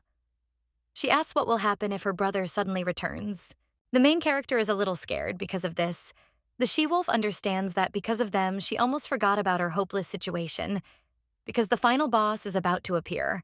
And then the very final boss enters the room. Everyone except Sion looks at him in shock. The guy asks why this creature is there. The main character can't think of anything better than to just bark, and she herself understands that she's screwed. The she-wolf wonders if she should act nice, but immediately realizes that this trick won't work on him, because this young man is not as easy to fool as children. So the white-furred creature closes her eyes and thinks about what to do. But suddenly Rachel grabs her and says it's just a dog. The guy asks what she's talking about. The little girl says that she will raise this dog, so let her brother not hurt her because she knows a lot of cute moves. The young lady says that if he wants her to live with him, then he should be attentive to the dog, because she is not at all simple. The young man with black hair turns to Rachel, and he thinks why she is behaving like this, because this is the first time. But then this whole situation seems strange to him. He wonders where Eva went. And then he looks at the table and sees herbs scattered there. The bed was also dismantled, as if the girl had jumped up and run away in a hurry. And also this dog had suddenly appeared. So the guy suddenly realizes that perhaps this dog is Eva. The main character understands that Noel is in a bad mood, and if nothing is done, he will explode with rage. The she-wolf already imagines this whole picture and wonders if it is possible to scare children with fire. So she decides to get out of Rachel's arms and realizes that she must prevent disaster at any cost. So she comes closer to the young man. He looks a little gloomy, but the main character does not stop. She places her paw on his shoe and mentally asks him to forgive her this time, and also asks if she is not cute. But the guy hardly reacts to this, so the she-wolf thinks that obviously this won't work and she will have to accept death. And the most terrible thing is that she will plunge into eternal sleep in the form of a dog. Or more precisely, a she-wolf. But Noel just says she's adorable. The young lady doesn't understand what he's talking about, and the guy just bends over and says he understands Rachel. He claims that the eye color and fur are the most beautiful he has ever seen. The young man smiles, and the main character understands that his mood has changed dramatically and wonders if she succeeded. The guy just pets the wolf and says that she is a special dog. The young lady is not thrilled about it, but she thinks that if the guy respects her, she won't mind being nice. The guy just smiles and thinks that she doesn't have to try so hard to pretend, but then he gets up and says he's going to go collect firewood. Rachel asks, "What about the puppy?" Noel tells the girl to take care of him because the dog is clearly confused. The young lady only hugs the creature tighter and then asks when her brother will return. The guy claims that he can't do it quickly and he'll walk some more. He claims that it seems that Eva went for a walk, so Noel tells the kids to watch the house until he comes. And then he leaves, closing the door behind him. But as soon as he does this, he immediately sits down on the threshold. The guy realizes that he barely restrained himself from attacking her and thinks that he never even knew that the girl was a wolf. If Rachel hadn't stopped him, he would have destroyed the she-wolf that very moment. The young man wonders what he should do now. After all, this rage and unconscious power cloud his mind and drive him crazy. Rachel, meanwhile, sighs, picks up the dog, and suggests they go get ready for bed. Zion asks why there is such a hurry because he wants to play with the puppy, but the young lady says that the dog also needs to sleep. The boy with white hair is a little disappointed, and Rachel understands that this way her sister will have time to return to her real form in a calm environment. After which she calms down the she-wolf and says that it is time to watch dreams. The main character is very grateful to the little girl. Eva licks her and thinks that if the girl had not stopped Noel, she would not have survived. The young lady thanks the little girl in her thoughts, but the she-wolf still doesn't understand what she needs to do to return to her human form because she has cooled Noel's ardor. But if she can't return to her previous form, it will be very bad. The girl understands that it's all because of drugs, and her eyes close on their own. The young lady thinks that maybe she shouldn't put pressure on herself and give herself some time to heal. When the kids fall asleep, she turns back, and her last thought before going to bed was what a hard day it had been. A little while later, Noel enters the room, he sees the sleeping trio, and thinks that Eva has become human again. The guy opens it and thinks that the young lady must have panicked a lot when she saw that she had turned into a wolf. Although very cute, He sits down on a chair near the bed and thinks about how the girl will react to finding out that he knows. Noel wonders if she will run away. The guy realizes that he used Rachel first to get to know the girl better, as a pretext to establish contact with her. But he understands that if this lady were the wolf from the legend, he would have to take her heart to save his life. But since he was in love with her and decided to stay with her forever, all the emotions that were hidden deep in his heart began to manifest. The guy understands that he does not want to harm Eva and wants to be with her forever. But for this, something needs to be done so that Eva chooses him. Suddenly, the girl says in her sleep how cold she is. The guy puts his hand on her face and thinks that first he has to become someone she likes. He thinks that if he could control his powers himself, he would use them to warm the girl up. The main character almost wakes up from the touch, and the guy pulls his hand away. But the young lady only says that she is warm. And then he grabs the young man's hand and in his sleep pulls him closer, after which he is already hanging over her. The young man understands that his only heart beats for her. He becomes confused and realizes that it is either floating like the moon in the sky or flying down to the ground. In this awkward moment, he turned to God, whom he never believed in. The guy asks him to make Eve's choice fall on him, and the girl to love him as much as he loves her. In the morning, the main character wakes up and thinks that the weather is warmer that day. But then she remembers that she is in the north and there is no warm weather there, so the girl immediately jumps out of bed. But on her feet, she sees Noel, who is also holding her hand. The young lady is a little embarrassed and wonders why the young man with black hair is holding her hand in her sleep. And did he really spend the whole night like that? Afraid that she would catch a cold again? Then the main character gets a little scared. After all, she's thinking about whether he saw her ears and tail. The girl is already imagining the worst possible options. She thinks that the young man will tie her up and interrogate her when he wakes up. The young lady does not understand what to do and whether she should run away. But then Noel wakes up. Eva just wishes him good morning, but then the guy grabs her hand tighter and asks if it's still cold. The main character asks him, a little embarrassed, what he's talking about, and the guy just has a sincere smile on his face. He says that Eva went out for a walk last night and that's why her temperature dropped. The young lady only thinks that's what he's saying. And then she remembers that Noel thinks that yesterday she went for a walk and then she screams that he is right. The girl claims that she walked for so long that she almost froze, and then cries out whether she held his hand all night. The young lady lets go of his hand and apologizes for causing trouble. The guy just thinks how cute she is, and a little while later he is already on his way to do his business. The main character asks if Rachel's memory has returned and if she will go home with her brother. But the little girl with a sad expression on her face says that she doesn't remember anything. Then the main character strokes her head and says that then she will have to stay with them. The young lady then turns to Noel and apologizes again for holding his hand for so long. The guy says it's okay, and Eva adds that he probably didn't get a good night's sleep because of it. And he says that if he suddenly needs help, he can say, "The girl claims that she will do anything." The guy asks if it is true, and the young lady replies that she will try to do everything in her power. Then the young man bends down a little and says that if she doesn't mind, she could stroke his hair. Rachel is shocked that her brother has taken action and wonders why Noel is being so pushy today. The girl doesn't know what he's up to, but she decides to help. She says with a smile on her face that Zion is calling her, so she'll probably go. The main character thinks how awkward it is to be alone with this young man. But the guy just turns to Eva and says that the whole time he was holding her hand, he felt a little colder. The young lady thinks she got away with it and asks if they should hold hands then. The guy says it's a good idea, but if it touches his hair, it would be much better. He also asks with a sad expression on his face if it would be unpleasant for the girl to pet him. Eva blushes at this. She thinks what an attractive expression the guy has on his face. The young man says he understands how much he is asking for, but he just can't forget that cool moment when they were together. The main character just screams and tells him to stop doing strange things because they were just holding hands, and the children might misunderstand them if they hear them. But the young lady agrees and puts her hand on his head anyway. The guy blushes a little from this, and Eva's heart starts beating faster. The girl realizes that the wolf is now petting the dragon captain while her heart beats faster and faster. The young lady thinks that she probably looks stupid. A few days later, she turns to the children and tells them not to take off their capes while they are in the square. The kids agree, and then they head to the market. The main character chooses what to buy. The girl thinks that something happened to the children while she was away from home, so she decided to take them for a walk on the condition that they would not leave her side. Suddenly, Zion turns to his sister. He points to one of the shops and suggests going there together. The main character asks if he wants to go to the bookstore. and she thinks whether she should buy a couple of books about the human world because she has wanted this for a long time. The girl agrees but tells the guys to behave quietly, after which they go into the bookstore. The young lady understands that the children are delighted. The legs also need to be watched so that they do not take off the capes. Suddenly, the girl sees a book. She realizes that it is a romance novel for adults.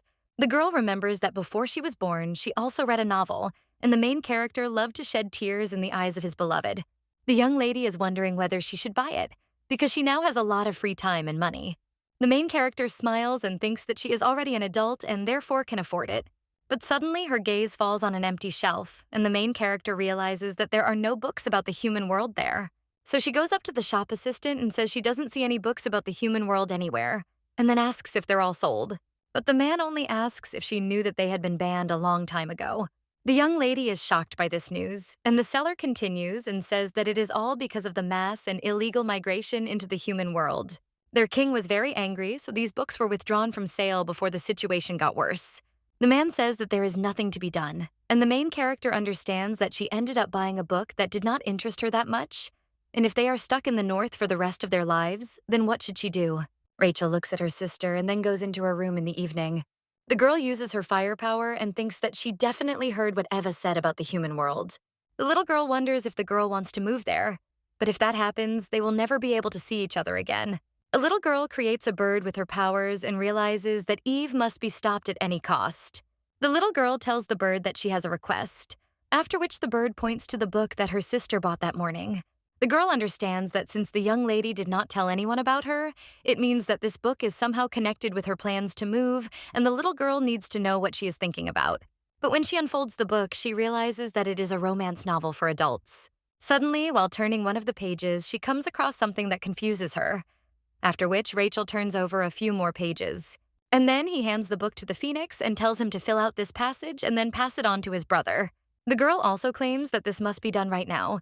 The bird immediately obeys her and flies away. Then she flies into her brother's estate and tells him about all this. The guy only shakes a little from such news. He asks sheepishly if Eva really has such preferences. A little while later, he is already sitting with a book. The young man understood that since he intended to please Eva, he had to make every effort to become an attractive crybaby. So Noel read 10 stories that will bring you to tears. The guy screams what else can he do to burst into tears. He understands that there is no point in reading a bunch of sad stories, but then his gaze falls on a bird in the window. The young man realizes that it is Rachel's Phoenix, so he allows it to fly inside. The bird then reveals a message from its owner. Rachel said the guy should immediately find out what type Eva is. And after the bird shows him what Rachel asked for, the guy is shocked. He now understands who Eva likes. Noel realizes that he has nothing in common with the ideal girl, but he thinks that now is not the time to learn to cry. It would be better to go and check with Eva herself. One of the servants asks his master to wait, because it is night outside. But the main character only claims that he is going north. The servant asks if he is doing this again, believing that the master has only recently returned from there. The guy screams that the young man with black hair cannot go because he himself knows that he has an important meeting tomorrow. But the young man only claims that he will return soon and then turns into a dragon and flies away. The servant screams in shock, asking what has happened in the north if his master flies there almost every day. At this time, Rachel and Zion are playing outside. They invite their sister to play together. The girl refuses and says not to think about her, but just enjoy the game. The young lady understands that they should have been taken outside for a walk earlier, because the boys are having a lot of fun. The main character sighs and thinks that she is even envious, although she also had a good time last night reading a novel. Completely lost track of time. Eva realized that this was the first time she had read such a novel since her rebirth. But at some point, the young lady was stunned. She read the line where I said that he had been tormented all night by a flame raging in his chest. So the guy had come all this way to come to the young lady. The main character, already with shaking hands, reads that the young man had bronze skin and an attractive appearance. Then Eva thinks, what the hell? This is not her type at all. The girl hasn't read romantic stories about a prisoner for a long time, so it's her own fault for not checking the content beforehand. The young lady thinks that it's not that she doesn't like healthy guys, but she'd rather go with someone who could better evoke compassion in her. And if he's also handsome, she'll get 100 extra points. The girl likes guys with thin, long fingers, but in moderation, her ideal should be with dark hair and light skin color. and also with a gentle smile. If the young lady could choose, it would be someone like Noel. But the girl gets embarrassed and thinks what is wrong with her, and then decides to leave such thoughts behind. But suddenly there is a noise from behind, and the main character wonders what happened. And when he turns around, he sees Noel. Then the girl asks if they have a meeting scheduled for today. The young man replies that no, and then thinks that if his memory serves him right, Zion said that Eve likes crybaby handsome men. However, Rachel showed a completely opposite image of this guy yesterday. I wonder who she really likes. But he thinks it's worth a try anyway, and then quotes one of the lines from the novel. Noel claims that he was tormented by a fire raging in his chest all night, which is why he came all this way to come to the young lady. The main character is all confused and asks what he is talking about, and she thinks what happened to him. But then she remembers that his words exactly repeat Hyena's line. And the lady with white hair wonders if it could be a coincidence, or maybe the guy had a fever. The young man approaches Eva and asks her to cool him down. The main character understands that the relationship is unlikely to work out because she is a she-wolf. Zion hands over the rope from the sauna and says that it's Ruby's turn, but the girl only looks at the two. The boy with white hair asks if Ruby can even hear him. The lady with black hair whispers and screams that she has shown how to behave to win a heart and asks what her brother is doing. After that, she screams louder that if it doesn't work, then at least he could have made the skin darker like that guy. She screams that she gave him the perfect tip, but the guy still screwed up and it's a complete disappointment. In her thoughts, the girl adds that if her brother can't cope, then Eva will become her wife. Zion only whines and says that Rachel doesn't listen to him. Then he turns around and says he doesn't want to play with her anymore and then leaves. The boy understands that sometimes the girl says things that he cannot understand. Of course, he wants to play with Rachel, and the girl played with him before. But now he almost cries realizing that the young lady doesn't even pay attention to him. But then he pushes such thoughts away and thinks that he can entertain himself. He goes a little further and says that he doesn't care about Rachel anymore. And then she shouldn't even ask to play together. But then he sees a glass container with a crystal under his feet.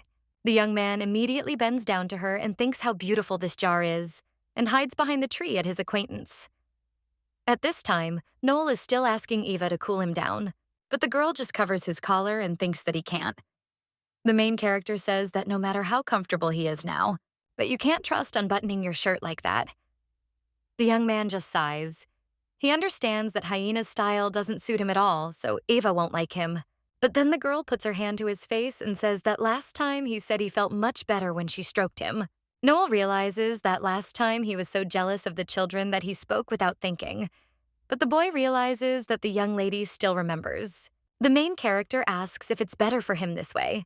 And the guy thinks that in order to win the heart of such a gentle girl, he must try his best and learn more about her ideal type.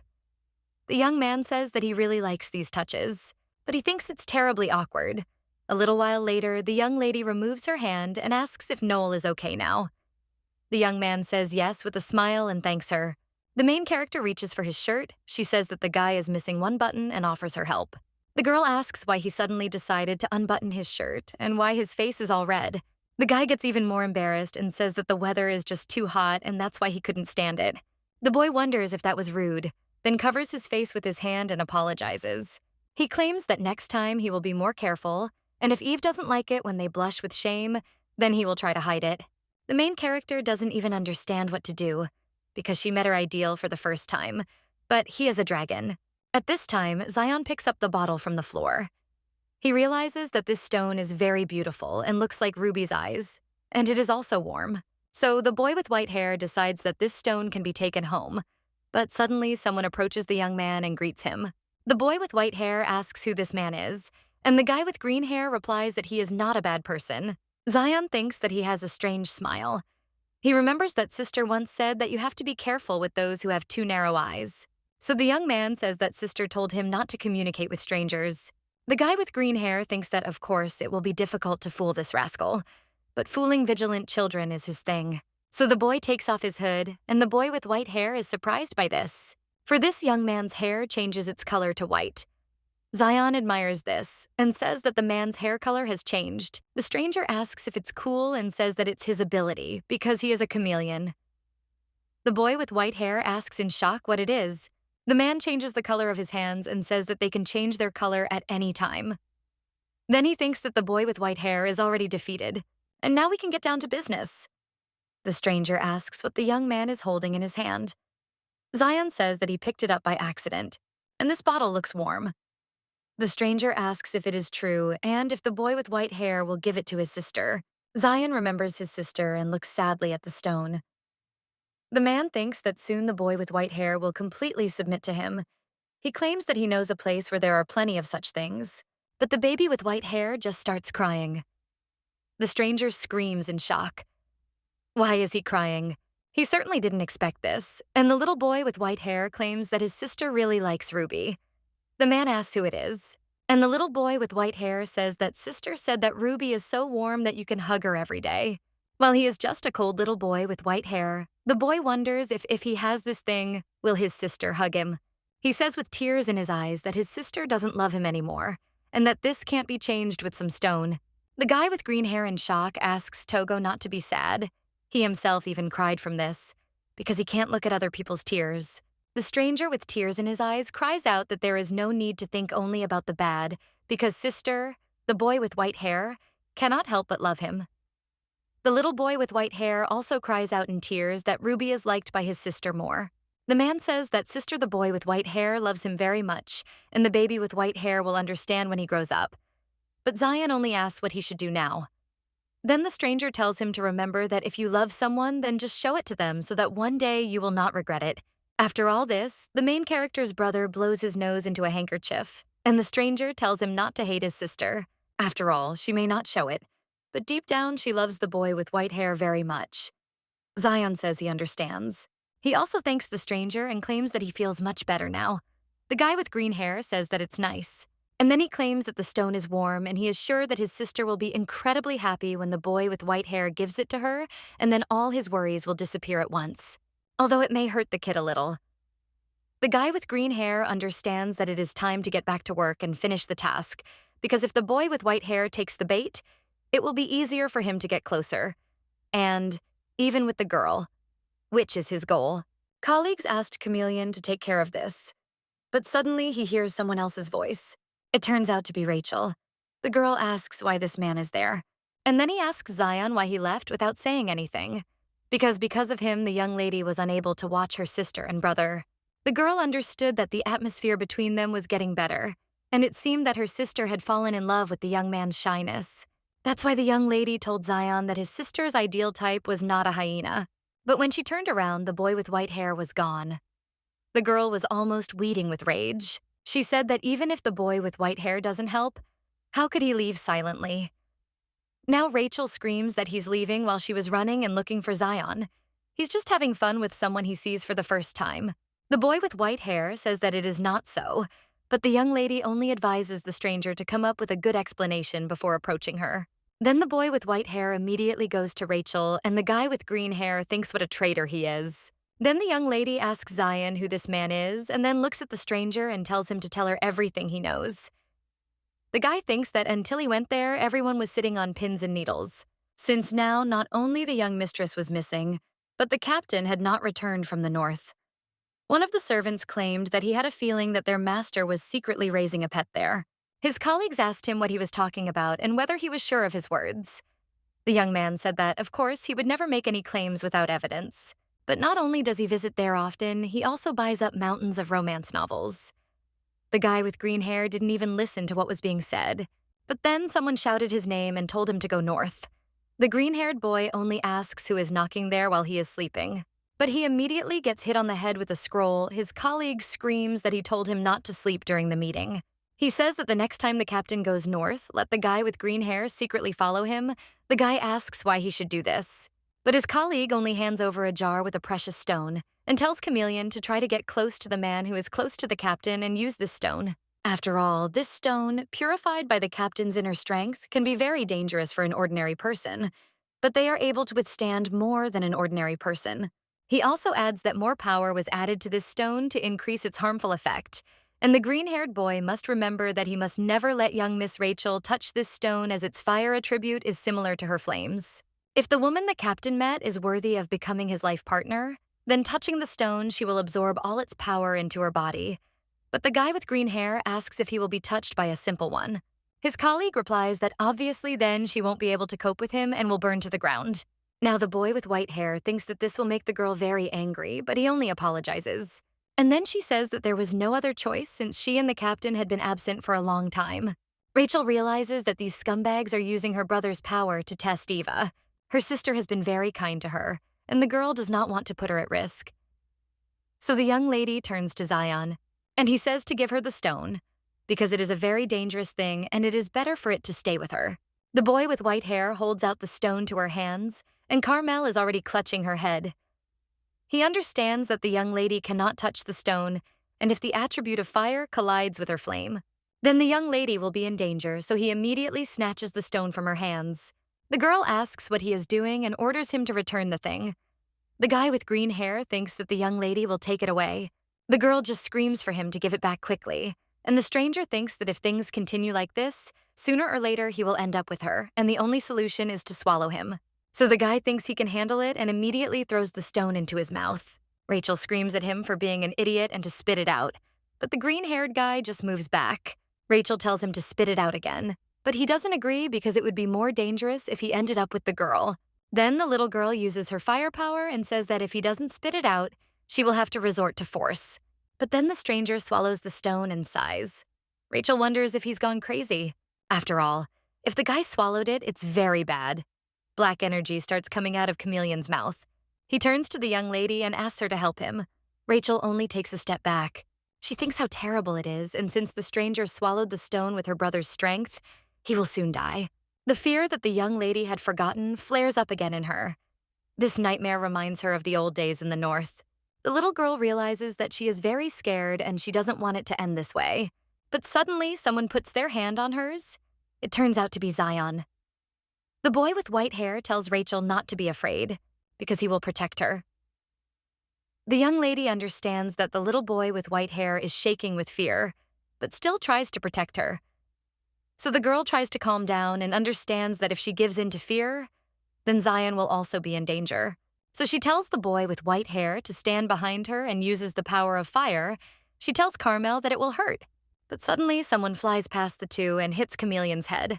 Carmel comes to her senses and wonders what it was. But when she looks at her feet, she sees a frozen stone. The girl says that someone is trying to destroy their peaceful life. And for this, he even made such a long journey deep into the forest.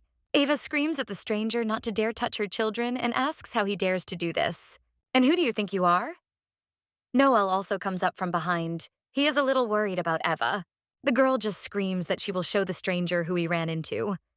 Rachel cherishes her sister and says that it is dangerous. But then the main character realizes that the body is unusually hot, and when the guy grabs her hand, then a little dark energy passes to her. Noel runs up to the lady with white hair. He asks if Eva is okay. The girl says that she is, and only her clothes are a little singed. The young man with black hair asks what the hell Carmel is doing there, and then claims that, judging by his condition, he ate the red stone. Rachel says she thought they were in danger, so she used her powers. And Noel asks why he is there, and the main character asks if the young man with black hair knows him. The guy claims that it must have been the stone with its power, because looking at the state of the chameleon, it is clear that there was a lot of it there. And if nothing is done, Carmel's life will be in danger.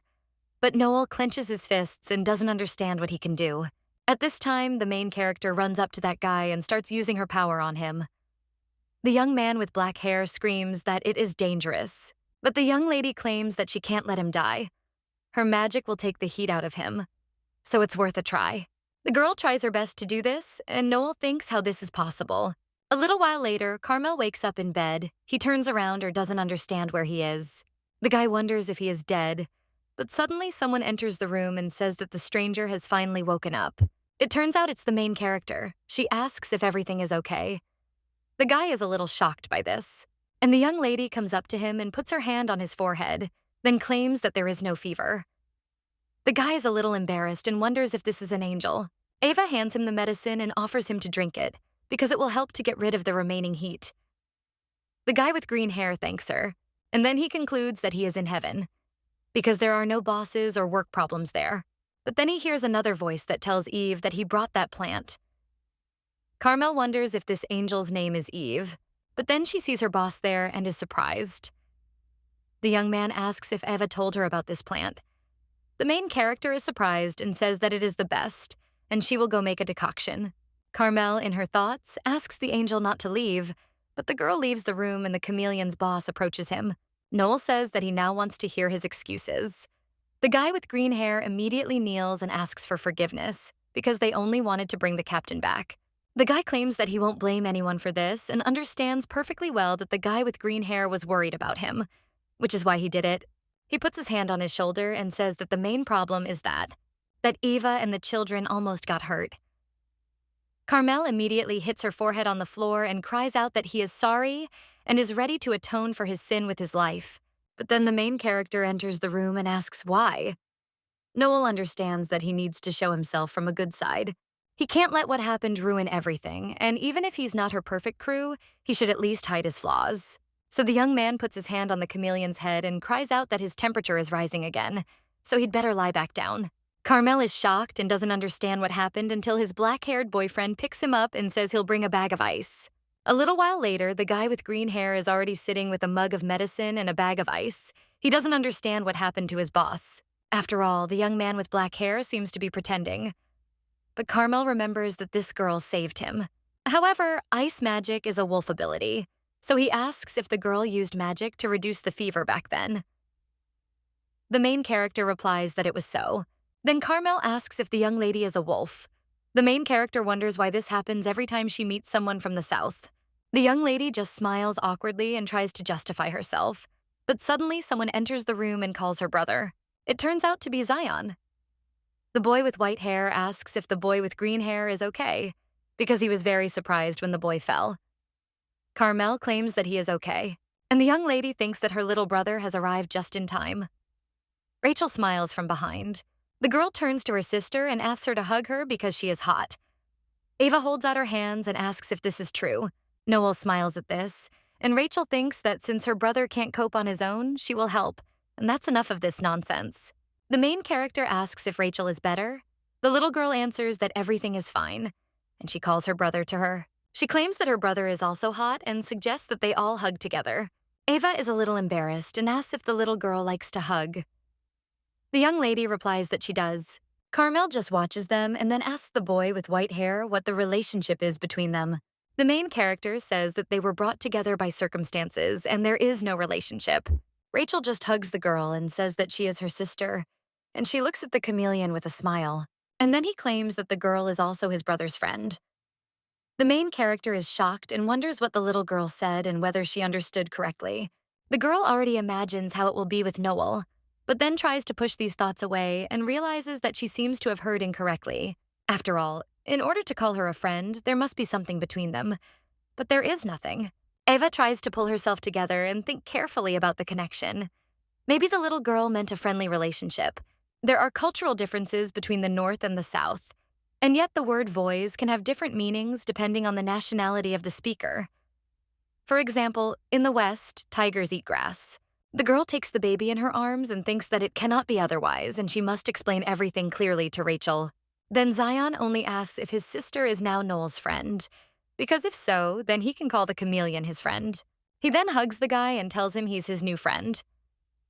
Carmel laughs a little awkwardly, and then he says that, judging by the way their young mistress treats them, these guys can't be wolves. Then he asks to forgive him for the impolite question. The young lady looks at the brunette and wonders why he is not surprised at all. And when their eyes meet, the young man turns away in embarrassment. The main character understands that, looking at him, you can't tell that something is wrong. So she thinks about how to understand the fact that she called her a friend. Rachel just looks at the young lady and asks for another hug.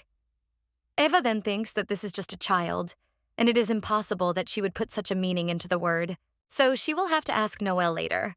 A little while later, Eva asks if it is time for Carmel to go back. The guys answer that, yes, and he is much better, so he does not want to cause them any more inconvenience. Then the girl invites him to have dinner with them and then leave, because the guy is probably hungry. Carmel just says that it's okay and he'll buy food on the way home, after which they say goodbye to the chameleon. Eva tells him to take care of himself and next time, if he passes by, to grab it. But then the young lady thinks that perhaps there will not be a next time because of such a short time she met the Southerners. And yet she wonders if the word girlfriend means the same thing in the South as it does in the North. So she turns to Noel and says she's curious about something.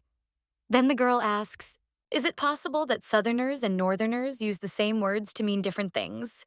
For example, the word girlfriend. The guy just looks at her and says that he's in the South, but then asks where Rachel went. The main character also notices this and asks where she is. Then Noel says that he will go look, and he thinks that the girl is seeing Carmel off. The young lady says that she will then go around the neighborhood. The girl thinks that he has not answered yet, and it can be considered that this word does not mean anything special, so she decides to ask. Carmel is walking through the forest. He says that it is suspicious that the captain now has a girlfriend. The guy with green hair immediately understands that, in other words, this girl is his future life partner, and soon everything will change. The guy understands that he must return and tell the people of the South about this as soon as possible. After all, they must know that their captain is going to bring his life partner and her brother to the South. But suddenly, Phoenix Rachel flies up to him. The guy understands that this is the mistress's bird, and when he turns around, he sees the boss and his sister behind him. Then the guy asks the captain if that benefactor is his future companion. The guy with green hair says that he will return home but his boss interrupts and asks what Carmel thinks of Eva's powers. The guy claims that she has the most powerful ice magic he has ever seen, and then he screams that this is why they must bring her to the South as soon as possible, so that the girl can help them. But Noel only tells him to calm down, and first they need to make some preparations. He tells the guy to imagine for himself, because a dragon suddenly appears in the north and forces its inhabitants to go with him to the south. How he thinks these guys will act, but perhaps they will run away from fear. The green-haired boy says he will speak to their people so that the benefactor and her brother will be given a proper welcome. Rachel says that is right, and her brother adds that there is one more thing. After all, what will the Southerners think if Eva and her brother are presented as mages from the north? Perhaps they will be mistaken for wolves, since mages often are. Then the guy with green hair understands the situation and says that he means to explain to them that these guys are not wolves to avoid misunderstandings. Noel says that this is exactly what is needed, and the guy is very smart, so he completely trusts Carmel with this task. The young man with black hair claims that it will be very difficult, but he should cope. Then he asks if the guy can do it. The guy with green hair says that he will try his best so that no one will think that the benefactor and her brother are wolves. Noel says that's good, and he's counting on Carmel. He then heads to the estate. His colleague asks if the guy has met a man who can control the captain's inner fire. The guy with green hair replies that it is true and he saw it himself, and also the girl lives in the north. The man says it is very strange and hard to believe that there is so much ice that he has never encountered, after which he asks Carmel where this girl lives, because he has to check everything himself, and find out if it's really a man. The guy with green hair asks what he's talking about and whether the man is heading north now, but in response he only hears yes. No matter how you look at this situation, it seems very strange. The man finds it hard to believe that there is a wave of ice that he has never met. One day, the flames engulfed the south and everyone was overcome with sadness. On the day the previous lord and his wife died from the current lord's uncontrollable power, he swore to himself that he would do anything for their lord and young mistress. To help him, he gathered the greatest ice mages from all over the world, and he even entered into a secret conspiracy with the half-breed wolf, but it was all in vain. And now suddenly a magician appeared who could control the lord's power. The guy understands that this must be a trick of the vile wolves because the legend said so. The servant understands that he is obliged to protect their master. A little while later, the main character enters a bookstore. She asks if there is anything suitable. The young lady replies that she usually buys books at this place and there is a large selection. The girl says it would be great if the kids had some good children's books. Noel says he thinks so too. But Eva says that since they reduced his assortment, she can't even find anything for herself. When the guy asks what she's looking for, and the young lady replies that she is looking for books about the human world and she wants to understand if those will help her get there. Then the girl thinks that it would be good to learn how to pretend to be human. The main character asks if there are many such books in the South, and then whispers that since he is the head of the South, he must have a personal library. The young man, with a smile on his face, says that he is not sure because he has never asked about her. Then the girl asks if it happens that in the North and South, the same word has different meanings depending on the situation. The guy asks what she's talking about, and the main character again talks about the word girlfriend. She says that they use it for their brother's wife, and when Rachel called her that, she and Carmel didn't react at all. The guy just kept silent about the main character and then said that it wasn't worth asking because it was obvious. But Noel only turns to Eva and says, a little embarrassed that the word friend practically means that. Then the main character is a little surprised and screams, "What is he talking about?" The girl ponders whether she thought correctly and does not understand why Rachel called her that. The little girl just eats quietly, and Ava continues her thoughts. She wonders why no one reacted to this, but then she sighs heavily. Noel says he's sorry the girl found herself in such an awkward situation, and he should have corrected Rachel, but he couldn't open it. The main character just raises her head, and the young man adds that he hoped that these words will become reality. Then the young lady asks, a little embarrassed, "What is he talking about?" And the young man claims that he is sure that the young lady noticed that he cannot control his powers very well. Because of this, he put her and his people in danger, and also caused great disasters in the South. The guy clenches his fists and says that his parents died, and it's all because he was born with one heart. The girl says that dragons are usually born with two and can control their powers. The young man says that this is true, but he also became the cause of suffering for those around him. Therefore, fear consumes Noel more and more the more valuable things he loses. He can't stop thinking that it could happen again because many people tried to help him, but nothing worked, and in the end, the only solution was that he is forced to wear various restraints, but the stronger he becomes, the more difficult it is for him to control. And then he met Eve, and when they touched each other, a sudden rush of all-consuming power enveloped him. No one could control his power like this young lady. So in the end, even though it was childish, he could only ask her to stroke his hair. It was only then that he felt how rare the cold was for him, which was why he didn't object when Rachel called her a friend. The guy looks into his cup and thinks that the most important thing he couldn't say was how much he liked their hugs. The young man claims that he probably caused them a lot of trouble. The main character says that it is nothing, and he can explain himself to that guy later. However, everything now became clear and good to the girl that her power, which she considered useless, could help Noel. But Ava is just a minor character who quickly disappeared from the plot. For herself, who was burned, and for Zion, who suffered. Therefore, the girl cannot agree to help Noel just because of a dull sympathy for her. And since Rachel's memories have returned, she can go to the South. And she must think about how they can get to the human world before it becomes even more difficult. The only thing she can do for Noel. This is hoping that he will find his soulmate. But suddenly the main character's hand twitches. The girl does not understand why everything in her chest suddenly tightened so much. At this time, the same servant from the estate wanders around the north. He thinks why it is so damn cold in the north. The man thinks how careless he was not to think about the weather before heading north, because he has no money with him, so he can't even buy basic winter clothes. He had already approached one saleswoman who asked if he had taken money with him. The man claimed that he would honestly return and pay. So can the woman give him a loan? Natalia screams. Does he take her for an idiot? And then he calls the servant a fraud and tells him to get lost. The man is shocked by this and curses the damn wolves. And he also screams furiously that this weather suits them. But before he can finish his sentence, he sneezes. The man thinks that it is so cold there that the fire does not light, and no matter what happens, the wolves will never win his heart. He can't believe that the captain's other half lives in such a place, and she must have used a clever trick. Suddenly, someone turns to Uncle and asks if he is cold. It turns out to be Zion. The man thinks it's just a curious wolf cub and waves the little one forward. But the boy with white hair says he looks cold and has snot running from his nose. The servant cries out that nothing is flowing, and the young man does not even know who he is. The man claims that their weather is terrible, and the boy with white hair only takes off his scarf and says that he will give it back.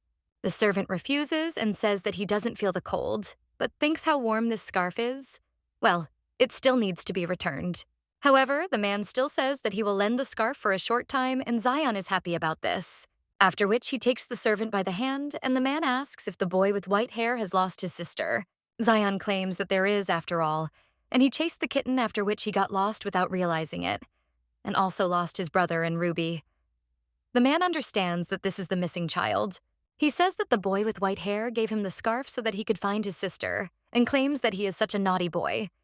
But Zion says that it is not true, and he would have given this scarf even if he had not been lost, because his uncle also offered to help him when he found out that he was in trouble. The boy with white hair continues his speech and claims that his sister says that if you treat someone kindly, then one day it will be rewarded, and since his uncle helped him, God will bless him for it. The man did not expect to meet such a kind child in the north, and it did not matter whether he was a wolf. The servant swears on his honor that he will not leave him until they find his sister, But suddenly the young man cries out that here is his sister. The man thinks how everything was resolved so simply. And the young lady cries out how much longer she has to tell Zion not to run away alone. The man realizes that the girl is the older sister of the boy with white hair, but then behind him he sees the captain and Mrs. Rachel. The man immediately approaches the wall and wonders why he is there. But then the realization comes to him that this is the very companion that Carmel was talking about. So he asks the boy with white hair if this girl is his sister. The boy with white hair says that she is. And the man then asks if this is the girl who said, if you are kind to someone, one day it will be rewarded. The servant understands that such an elegant and kind girl is definitely a human being. Therefore, he is a little sorry that he suspected her. Die Captain stared at him like that. The man turns to the boy with white hair and thanks him, then states that kindness is rewarded, and he is sure that the young man will soon receive it. After which, he puts his hand on the baby's head and leaves. Zion cries out to the uncle took the scarf with himself, and the man turns around and confidently thanks the boy with white hair. He claims that he no longer feels cold and then leaves. The main character thinks that this man does not seem strange. Rachel realizes that it seems like Zion really liked this one. The servant and the lady with white hair suggest going to the store and then going home. Everyone agrees. A little while later, the main character is already going out with her purchases. She thought that she would have to search until the end of the day. Zion wouldn't be able to buy food, but the kids were real helpers. The boy with white hair said that he and Ruby would buy meat, and Noel claimed that he would keep an eye on them. And then the girl remembers what Noel said in the morning. The young lady thinks whether it would be right to ignore his words. But suddenly she hears someone screaming. And when the girl goes around the corner, she sees several men. One of them asks if the girl thinks she can just run away from them. The young lady just screams that she didn't catch anyone's eye and didn't cause any trouble. She doesn't understand why the guys suddenly started behaving like that. The girl also screams why only half-breeds are arrested and interrogated. The main character a little shocked, thinking that she hadn't heard about half-breeds being arrested, and the girl screams that this is discrimination. Then one of them turns to the Captain Edu.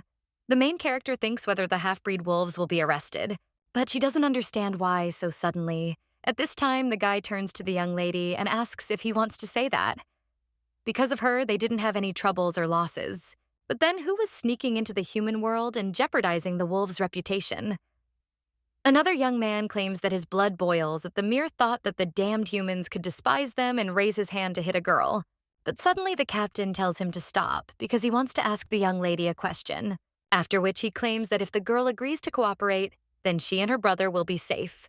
Then the captain asks if she knows a half-blood brother and sister who have white hair and rare blue eyes. He tells the girl to tell him everything she knows about them. But suddenly an apple falls from around the corner and one of the guys asks who. The girl quickly runs around the corner. She hopes that she simply misunderstood and that they are not looking for her and Zion, because they have been living in solitude for a long time. But the guy said that half-breeds have white hair and rare blue eyes. Therefore, the girl thinks that they are still looking for them, after which she imagines the worst outcome. The girl is very scared and thinks that she needs to leave the north as soon as possible, but she doesn't understand how to do this and what illegal methods of migration exist. She arranges the books on the table and realizes that they can't just move to another place without first getting permission. Ava thinks that she will do anything to get out of there with Zion. But suddenly someone turns to the main character. It turns out to be Noel. He claims that the girl came home before them. The guy asks what she was doing and if Eva needs help. Then the girl is a little embarrassed. She says she was just looking for something and thinks she'll be done soon, so she asks if Noel can wait in the hall for now. The guy only sees people's books and tries to ask Eva about it, but Rachel gets ahead of him and asks if the girl wants to move to the human world. The main character says with a smile that this is not true, but the girl says that there is no need to hide this from them because they know that Eva is trying to find a way to get there. The lady with white hair thinks how they found out and how much they know about it, and they may even know that they are wolves. Rachel says she understands, as it must be hard for a young lady to live in a foreign land for so long. So she asks if the girl will go with her, as she and her brother were once in the human world, so they know how to get there. The main character in shock asks if Rachel has regained her memory. The little girl says that her memories are blurry, so she is not sure that she has completely remembered everything. And if the girl is not mistaken, then Noel once told that in the south there is a passage leading to the world of people. And in other words, it is easier to get there through the south. The young man understands what his sister is hinting at. Therefore, he claims that she is right, because they signed an agreement and built a steamship to make it easier for residents to travel. The main character is shocked by such words. After all, according to these two, an illegal way of immigration really does exist, but the girl does not understand whether she can be sure that the South is safe for them. After all, they don't yet know who Eva and Zion really are, but suddenly Noel addresses her by name. He grabs the girl's hand and asks if the young lady will do him the honor of escorting her and Zion to the human world. The main character thinks how warm he is, and the guy continues and says that he will not allow others to spread gossip about them being wolves just because they came from the north, and will also protect them from all adversity. Eva thanks him for his kindness, but asks if it won't be a burden to them, since they helped her a lot with Zion without it. But Noel says not to worry about it. He puts his hand on the baby's head and says that he will take advantage of her situation to take Rachel home to the South, and that is enough for him. But the little girl sees that Zion is a little worried, so she decides to approach him. The young lady says that on the way they can stop by their house.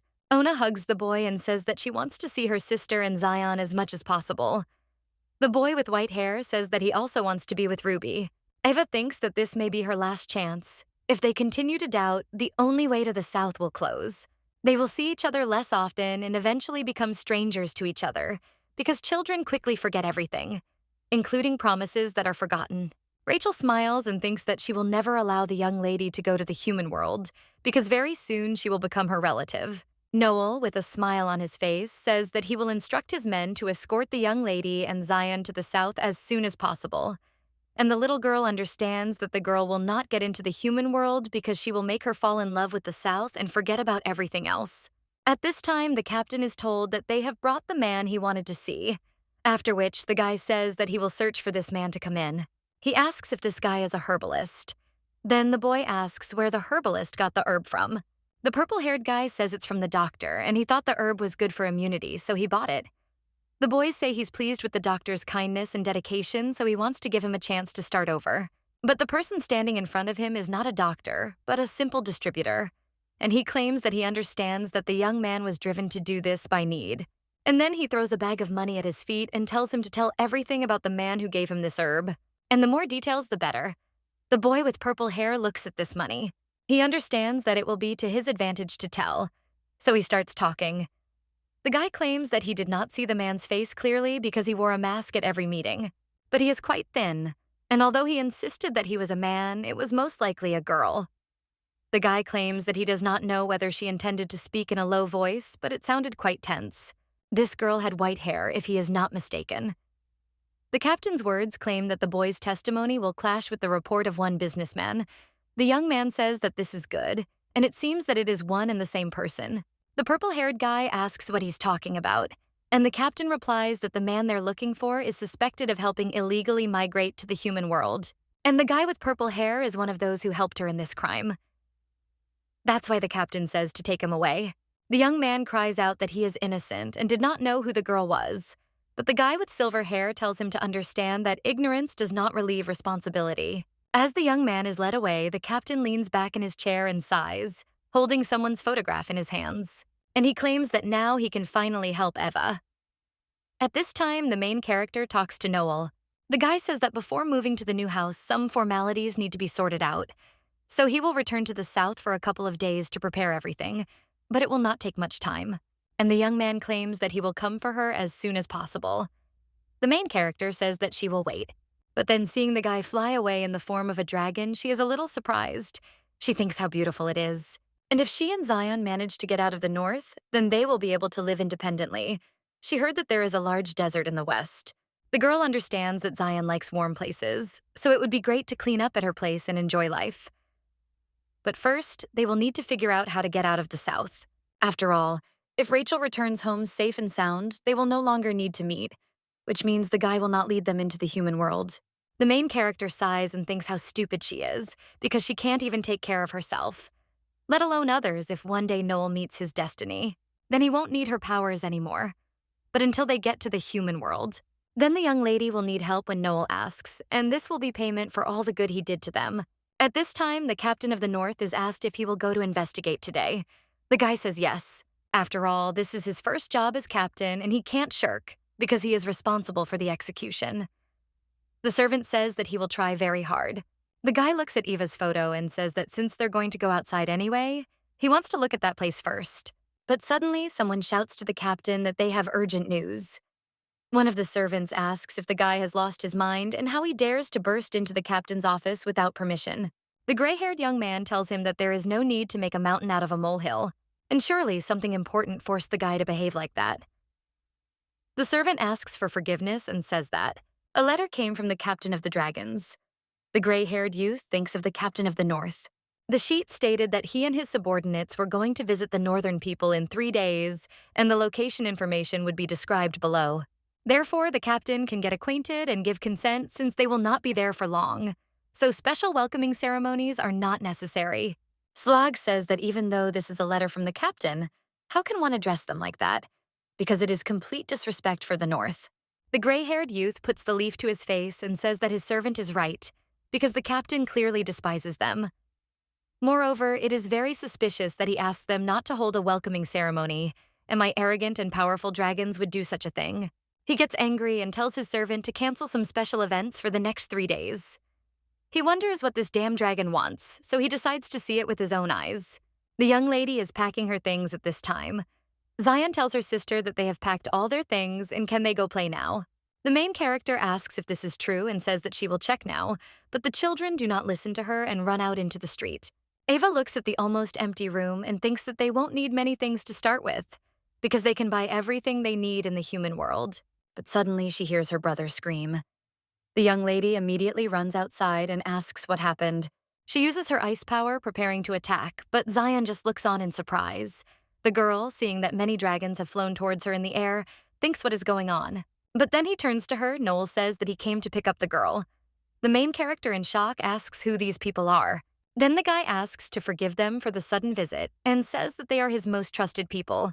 They will help them get to the south as quickly as possible, and there are not many of them.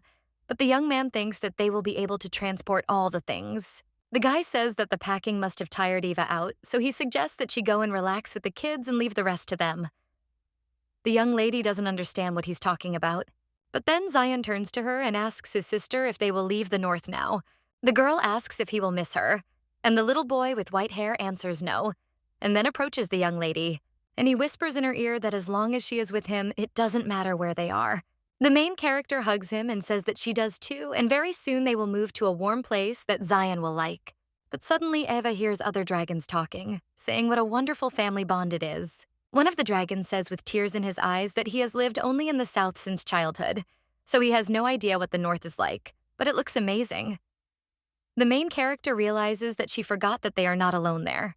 The girl thinks that she needs to be more careful, but suddenly another dragon calls his colleague an idiot and asks if he thinks that his companion is living alone in the forest with her brother just like that.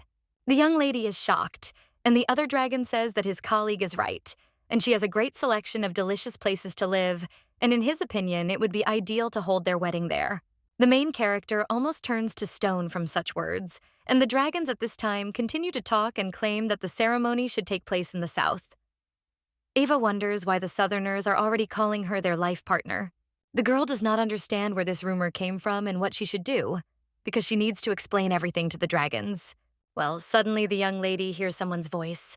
The guy says that when he read that the captain doesn't want any welcoming ceremonies. Then he became curious about what urgent matter forced him to hurry so much. It turns out to be the captain of the north, Ed. He says that now everything is clear and the one responsible for illegal immigration is in the south. Ed says that Noel even gave them false coordinates to deflect suspicion, so the wolf captain asks if he thought they would fall for it and wait there. He also states that it is now clear how much the dragon captain despises wolves. The gray-haired boy furiously asks why Noel wants to take the northerners with him to the south and whether he plans to get information about the wolves from them.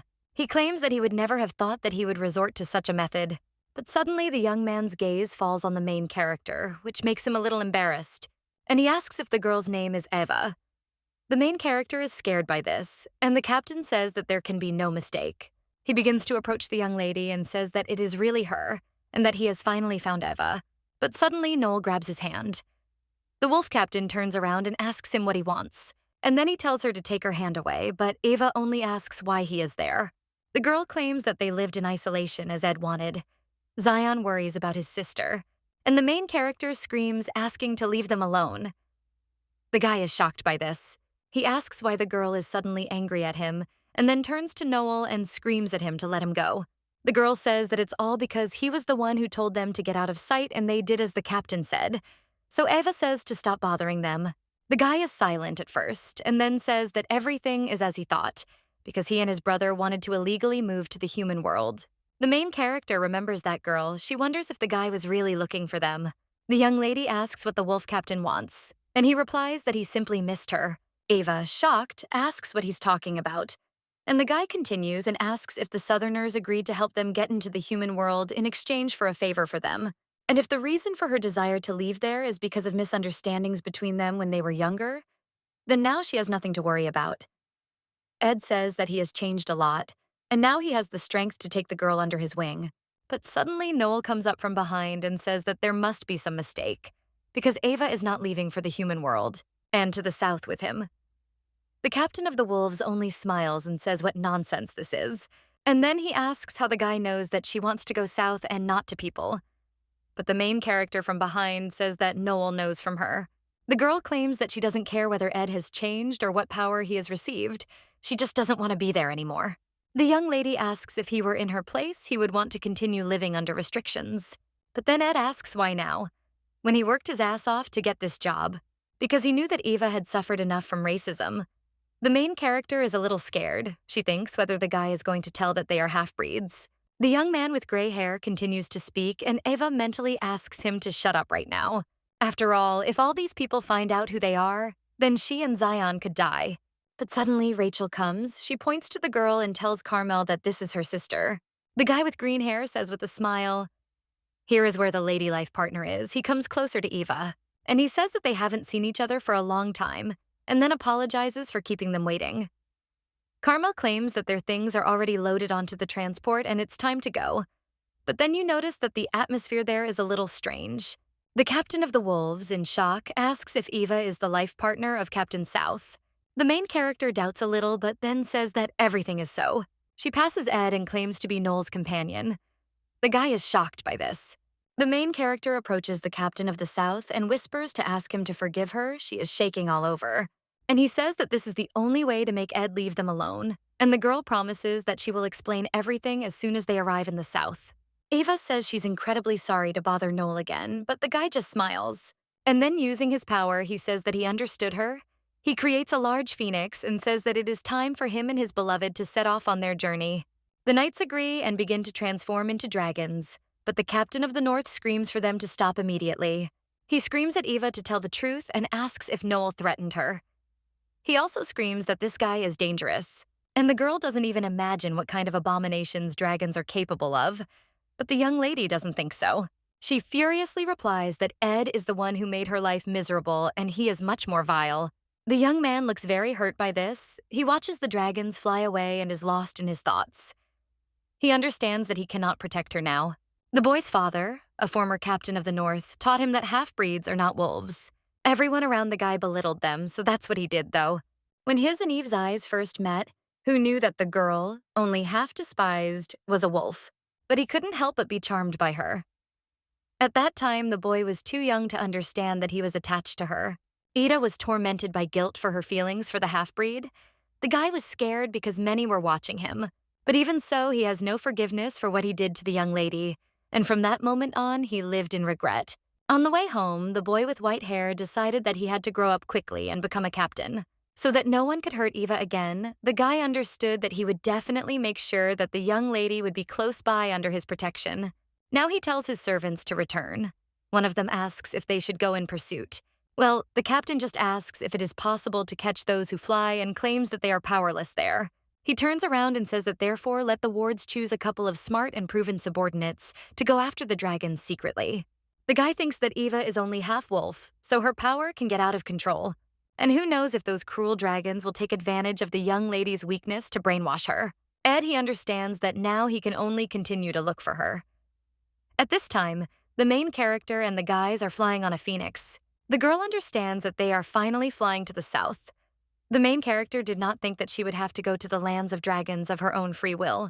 Eva sighs and realizes that life is full of surprises. Suddenly, Noel turns to her. The guy claims that they are almost there and asks the young lady to look down because the view is so beautiful. The main character asks if it is really possible from such a height. Then Noel says that if she doesn't mind, then blushing and stuttering. He adds that he can hold her hand. Rachel puts her hands on her face at this, and she thinks her brother is hopeless. The main character's wife asks if the guy has a fever. The young man replies that it's not like that, and he just wants the young lady to enjoy the view from there. He wants to show the girl many beautiful things because she trusted him and came to the South. The guy says he hopes Eva will only have happy memories before being sent to the human world. The main character thinks that Noel is very kind, but wonders if he will remain so if he finds out that the young lady is a half-breed. He didn't suspect anything before, but when he discovers the truth, everything could end badly. Rachel turns to her sister and says that what she is thinking will never happen. The main character asks what she is talking about, and the girl says that something seems to be bothering Eva and asks if the young lady is afraid of falling. The wolf only half agrees and says that she is because she has never flown. At the same time, Eva thinks that the girl scared her. The main character says that for a moment she thought that Rachel could read minds. The girl just tells her not to worry because she will always be on her sister's side. After that, he suggests enjoying the view of the sky together. The main character remembers her mother's words. The woman told her daughter that dragons are not as scary as she thought. A little girl asked if her mother had ever met one of them. The woman said that they were completely. Then Eva lays her head on the bed and says that means her mother doesn't know anything. The woman places her hand on her daughter's head and says that her great-grandmother told her that dragons are kind. The little girl says that it was a long time ago, and her mother, with a smile on her face, replies that, at least, the rumor about it survived until their time and dragons are very gentle creatures. That's why the woman said about her daughter that if she meets a dragon, she should be kinder to him. The main character extends her hand and asks if Noel will hold her and Zion so that they don't fall. The dragon captain agrees, and the lady with white hair looks at all these landscapes.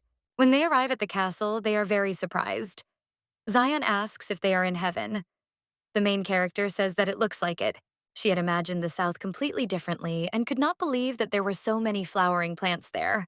A boy with white hair tells a young lady to look because something landed on his hand. The main game is not a butterfly state, and she has only seen them in books before.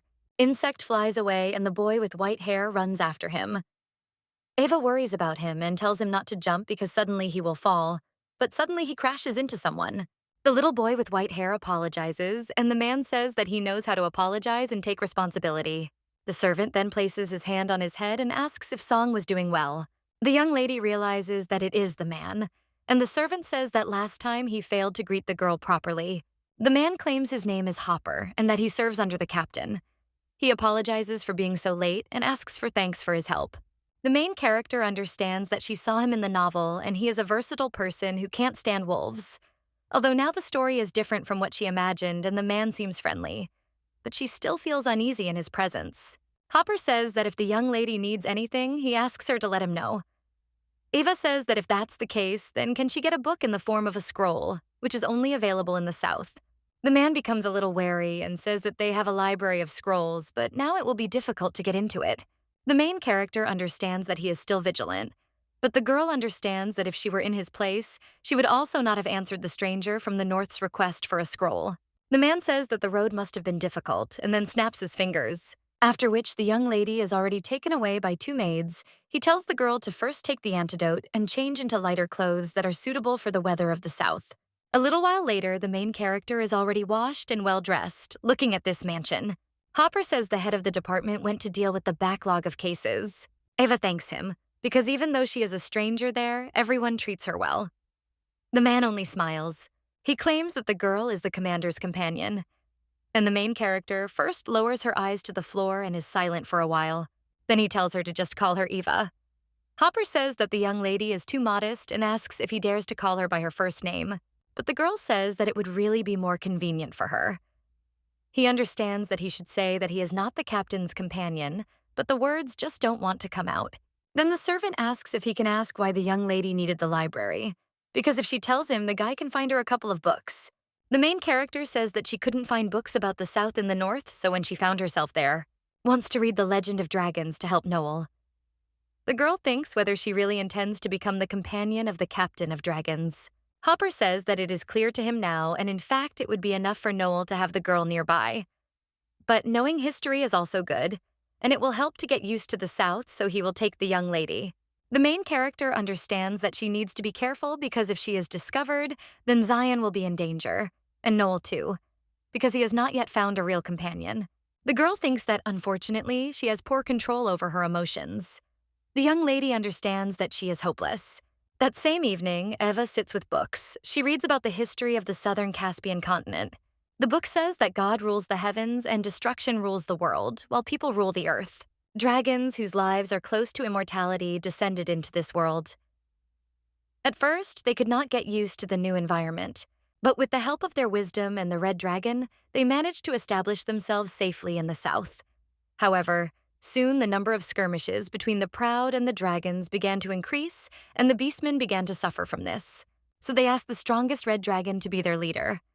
He had a kind heart, so the guy took the weak under his wing. Meanwhile, some people and wolves mistakenly decided that dragons had taken over the south.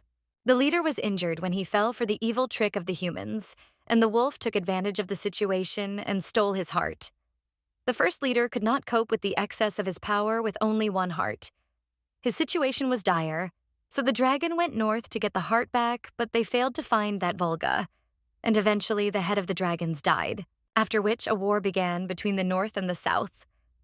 The entire country was destroyed during it, and the war ended thanks to the intervention of the chief of the mermaids from the west and the chief of the lions from the east. After the announcement that the wolf had sold his heart to a dragon hunter he had been working with, a second war broke out between the south and the human world. Because of all these events, the world of people and animals was divided, so it became impossible to restore good relations between the south and the north, and the location of the heart remained unknown. The main character wonders if this is all, because she hasn't found any clues. The girl wonders if Eva from the book could have influenced Noel's heat because she was a wolf with that heart. But the young lady understands that everything cannot be so. Otherwise, she would not have died from Rachel's fire, because the fire of a dragon cannot burn the heart of such a strong dragon as Noel. The more the main character thinks about it, the more confused she becomes, and the girl makes various guesses. A little while later, Rachel comes into the library and tells her sister that Zion fell asleep because he had a busy day today. But the girl only sees that Eva is sleeping. The little girl sits down on a chair and says that it looks like the young lady is very tired.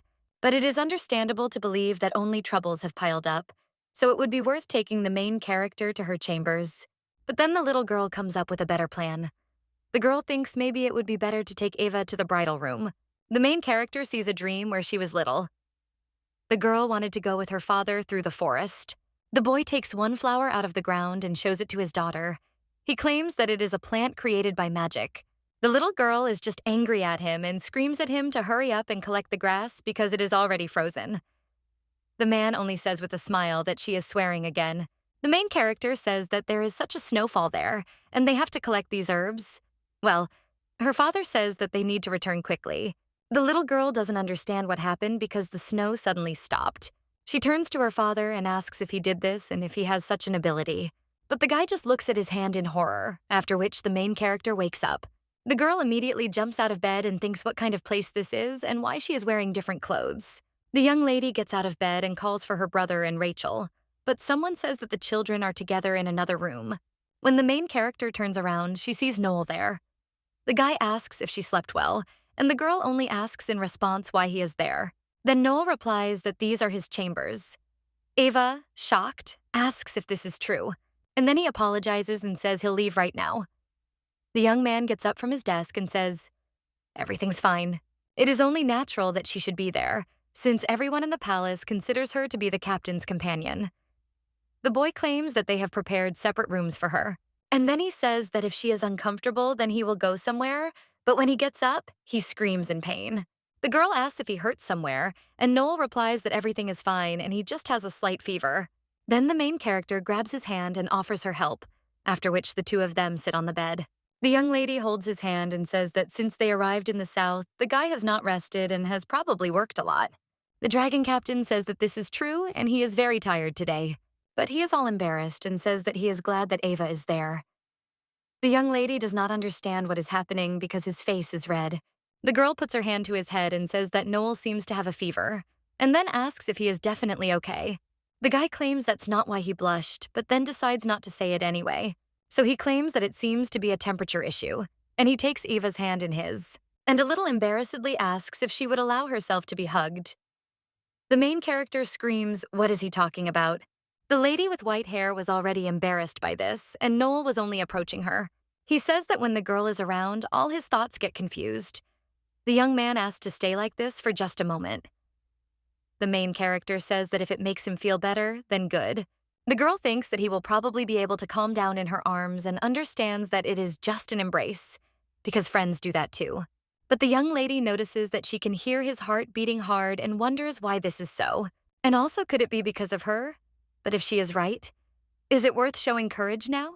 Ava turns to Noel and asks him to forgive her. The girl understands that this may turn out badly, but she still wants to know. The young lady asks the young man if he was curious why she is not in the form of a beast and lives in the north as she is. Ava wonders if Noel will like her if he finds out that the girl is a half-breed. But when the main character looks at his face, she sees surprise in the captain's eyes. She thinks about what to do now and understands that she asked this question in vain. The young lady asks if the guy is surprised. She apologizes and says that she is tired, and that is why she is talking nonsense. But when the girl tries to step back, she trips over her pajamas and falls on the captain. The main character is embarrassed. She didn't even think about what to do in such a situation. The girl says that it was an accident and apologizes. She claims that she will get up now. But the guy just hugs her. He says that the young lady is right and he is curious. And then he adds that he wants to know everything about her, what she was like as a child, her favorite food, the thoughts that are dedicated to her. And perhaps she would like to keep silent about something, and therefore he will not force her. But whatever it was, his feeling wouldn't change. When I heard this, I started talking about myself. The girl says that when she was a child, she liked to spend time with her father. They made flowers from ice and played. The father was a man. Well, the main character thinks that he could control ice. Sometimes the spells didn't work and the snow melted. She also studied medicinal herbs because of it. Noel smiled calmly and listened to Eva until he fell asleep, although the young lady could not admit that she was a half-breed. But the young man's smile seemed to say that he would accept her, whoever the girl turned out to be, and it was a very emotional moment. Rachel is sitting with papers at this time. The little girl is considering candidates for the role of her sister's maid. After finding a suitable one, he tells the bird to tell the servants that this maid will work for her sister. But then Zion turns to her. The young man asks why Ruby isn't sleeping. The girl tells the boy with white hair that he has ears and a tail. Then he screams and quickly hides them. The lady with black hair says that she is worried about him, and that is why he can't sleep. And Zion says that it is too warm there, and that is why he is relaxed. Then the girl says that he needs to hide his ears and tail well. Then the boy asks where his sister went and where he is now. Rachel says that the sister is in her room, and from now on, Zion has his own room, so he shouldn't look for the young lady. The boy with white hair screams why he can't, and the girl replies that it is late and it would be impolite to go to her now. Zion says that they always slept together, and Rachel replies that now she will have to learn to sleep alone. The boy with white hair says that in the north they only had one room with a fireplace. The lady with black hair understands that she can't let Zion near these two, so she asks the boy with white hair if he wants to become an adult soon. The boy agrees and says that he will become as strong and muscular as his brother. Then Ruby says that he will have to follow the rules. She hands Zion a piece of paper and tells him to write. The boy with white hair does so. The first rule is that you can't go to your sister's at night. But then the boy with white hair, with tears in his eyes, says that he cannot sleep alone because he is afraid in the dark. Rachel says she knows, so the second rule is that when he's scared he has to go to her room, she's across from him. Zion agrees. And the lady with black hair with a smile on her face thinks that the young man is so cowardly, but he said that he would protect her. The girl thinks what a blockhead he is. And yet, looking at the paper, Rachel realizes that he can write. The next morning, the main character wakes up in bed, but as soon as she opens her eyes, the first thing she sees is Noel's chest. The young lady immediately jumps out of bed in embarrassment, and the captain of the dragons asks if she woke up and if she slept well. After which he says that if the girl does not object, then he will steal her time for a little while longer. After all, in the mornings the temperature seems to rise. The young lady agrees. She remembers that yesterday she chatted too much and fell asleep, and in the morning she completely forgot that she was in his bed. Noel, just hugging her. He claims with a smile on his face that hugging her is the most pleasant thing. The main character thinks how loudly he speaks. Well, at this time someone in the corridor screams and Eva asks what happened. The dragon captain says that it looks like her maid has arrived and tells this one to come in. Then a young lady with pink hair enters the room. Her name is Julia Karat, and from now on, she will serve the mistress. The girl says that he hopes they will get along. And in her thoughts, she adds that by order of Mistress Rachel, from this day on, she will serve her. Since the young lady is a rabbit, her hearing is sharper than others, and the lady probably told her about this ability. Today was the first time she met her mistress, so she was a little nervous. Standing in front of the door, the maid recalled the words that her mistress had beautiful white curls that looked like snow. But then she heard the captain say that in the mornings, the temperature seemed to rise. The maid had already managed to imagine all sorts of things after hearing the words about how hugs with Ava were the most pleasant thing. The maid was a little embarrassed, wondering if she could even listen to this. Now she introduces herself to her mistress and claims that it is an honor for her to serve her. The main character says that her name is Eva. Noel says that he will go and they will meet at the restaurant. The maid only thinks how beautiful the mistress is. The dragon captain asks the girl if she wants anything special, and the young lady says that she is not fully awake yet and is not very hungry. The guy says that she needs to eat well, especially on difficult days like yesterday. The maid, hearing this, is embarrassed and thinks what a sweet couple this is. When the main character starts eating, she is surprised by the amount of food on the table. She wonders if this is just breakfast, but it's not even lunch. Noel asks if this kind of food is to her taste. The young lady only asks with drool if she can get the recipe from the chef, and the guy replies that he will ask her, after which he asks if the girl used that balm because he chose it himself, but he was not sure if she would like the aroma. Eva says that it is wonderful and she uses such a thing for the first time. The guy says he will prepare more flavors so she can use different ones depending on her mood. The young lady thinks that Noel also seems to use perfume, and it's no wonder that he always smells nice. The main character is even embarrassed by such thoughts. Noel says that Ava blushed deeply, and the girl screams that it is simply very hot there, but then decides to confess. And she says that she actually remembered last night. The dragon captain smiles. He approaches the young lady and asks her with a smile what happened then, because she was incredibly sweet and charming. The main character is embarrassed and asks what he is talking about. She claims that she thought incorrectly about completely different things. The guy thinks about what kind, and the girl says that she just liked his smell. That is, the aroma of perfume. The maids just cover their ears and say they didn't hear anything. At that moment, Zion bursts into the room and Eva thinks she is saved. The boy with white hair runs up to his sister with a smile on his face. He says that he slept alone yesterday and asks what sister will say about it. The young lady thinks that he is a good man, and with his help, she avoided the disaster. She takes him onto her lap and asks if her Zion has become all grown up.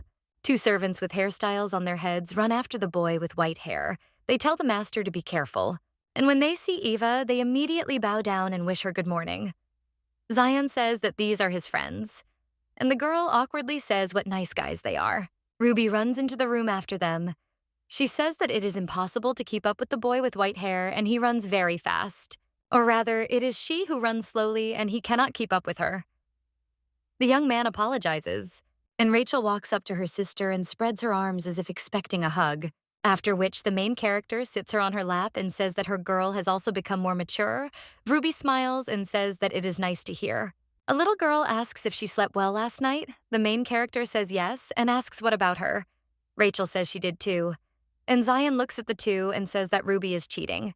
The girl, with a smile on her face, continues and says that she thought that if her sister was not around, she would have nightmares.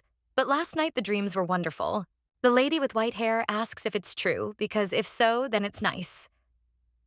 Noel, watching all this, can't help but smile. He thinks how happy everyone is, and this is the first time he's seen Rachel smile like that since her parents left them. The young man with black hair thanks Eva and Zion in his thoughts for this. He understands that this girl makes everyone around her happy, and what he wanted before no longer interests him. The young man only wants Eva to become his wife, the only one who will be with him until the end of his life. His love forever. But suddenly he hears someone's voice behind him asking if it's true. And does Noel believe her because suddenly the girl is lying to him? The dragon captain, hearing an unfamiliar voice, immediately turns around. But there is no one behind except the servant, who asks what happened. The young man with black hair turns around and breathes heavily, then says that everything is fine. The main character is also worried about him. She asks if Noel is okay. The guy apologizes with a smile and says that he was just thinking, and he himself wonders whose voice it was. He has a feeling that he has heard it somewhere before. At this time, the maids are gossiping in the kitchen. The main character's maid says that's why the captain was smiling so much today. The other maids say they can't believe it. The lady with pink hair asks if he did a bad job. And this morning, they were hugging each other so tightly. Then one of the maids cries out a little embarrassedly that no matter how curious Julia is, she can't eavesdrop on such things. The maid asks what's so special about this. It's good news, but suddenly the boss interrupts them. The woman asks who one must be to be able to manipulate the captain so easily. And then she hits Julia with a vegetable and asks if the maid is supposed to go down to the kitchen and if she is going to leave, and tells the girls to wash the dishes. The lady with pink hair says that they themselves asked her to tell them everything. She leaves and says that this is some kind of nonsense because she is not a talkative person. The woman just looks at the table and says that there is a lot of food left and maybe the Northerners are too picky because they didn't finish what they started. One of the maids turns to Maria and says that she is expected outside. The boss asks why, and the girl claims that Hopper is calling her. Then the woman goes outside. She asks if the man is going to praise her, and he replies that he is, because they really enjoyed the food and Maria did a good job, so he thanks her. The woman says that if that is so, then why haven't they finished eating so much? The servant says that the girl has been very tired for the last few days, so she hasn't had an appetite yet, and it seems she wanted to go to the kitchen and learn to cook like that. So Maria thanks him for telling her about it. She is a little embarrassed and says that they are lucky with the lady. At this time, several people wander through the forest. One of them asks how long it will be until the palace, and the other man in the robe says that there is still half a day left. It turns out to be the captain of the North with his servants. He throws off his hood and thinks that he will find Ava very soon. It's a warm, sunny afternoon outside, and Noel is still constantly busy, apologizing for keeping you waiting. The young lady says it's okay, and she didn't even know he had so much work. She realizes that Zion is caught up in his new friends, and Rachel is now inviting her sister to play together. The main character thinks that she likes the little girl more than she expected, and the girl claims that sister said that her magic is the best. Ava thinks she was afraid that their meeting would happen like in the novel, but now she wishes only happiness for the baby. Now Rachel shows her the highest place in the castle, from which the whole south is visible. A little later, she brings her little sister to the clearing and suggests having a picnic there. Ava understands that this was not the way the Little Red Riding Hood and the wolf were treated in the fairy tale, and perhaps they will become good friends. When they return from that tree, the main character smells a very delicious smell.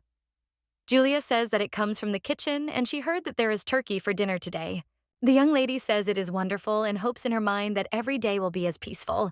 But suddenly, someone jumps out at her from behind the bushes and says that he has finally found Eva. It turns out that this is the captain of the North, and the main character wonders if it is possible to only dream of such peaceful days. She asks what the guy is doing and why he is in the South, and Rachel runs up from behind. The little girl uses her powers and angrily tells the boy to get away from her sister.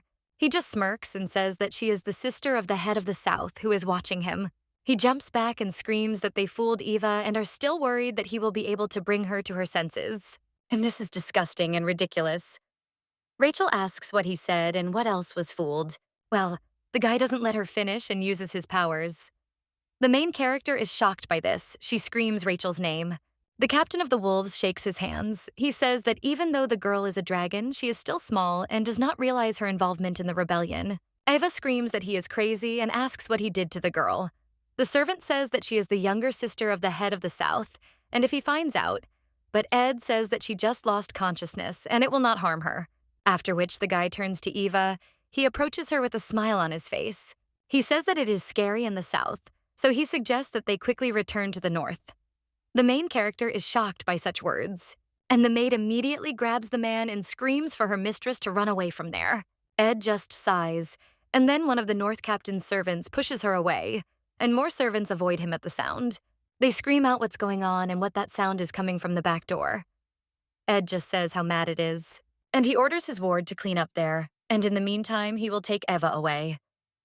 The main character only turns to him furiously, and then she claims that she will finish him off. The guy is surprised by such an answer, but then sighs again and says that they fooled her well.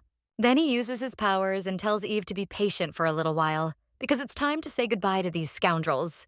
The main character just comes up to him and grabs him by the neck. She furiously claims that no one deceived anyone. And then he uses his ice powers and says, what a heartless guy. At this time, rumors are already running to these two. There is dust in the air, so they don't understand what happened there. But when the woman looks, she sees her mistress. She, looking at the lying Rachel and the captain of the wolves, asks what happened there. A little while later, Ed opens his eyes, and the first thing he sees is Noel's servants. They tell him to wake up there. But when the guy looks at them, he sees that he is tied up, and Eva is standing in front of him. The girl asks if the servants can leave them alone. They ask if the mistress is sure and say that it is better for them to stay with her.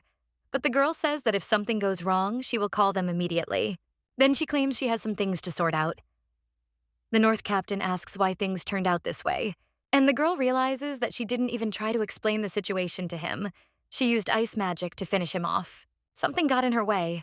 Or rather, it was Ed's ability, and it seemed the girl had encountered something similar before. That day, she first met Noel, but she realizes that it doesn't matter now. One of the servants claims that they will wait outside and let the mistress call if something happens. The main character understands that, first of all, she needs to deal with this guy. She bends down to him, and he claims that this is the first time they have spoken like this, because usually the young lady would run away from him. The girl asks why he is pursuing her if he hated her.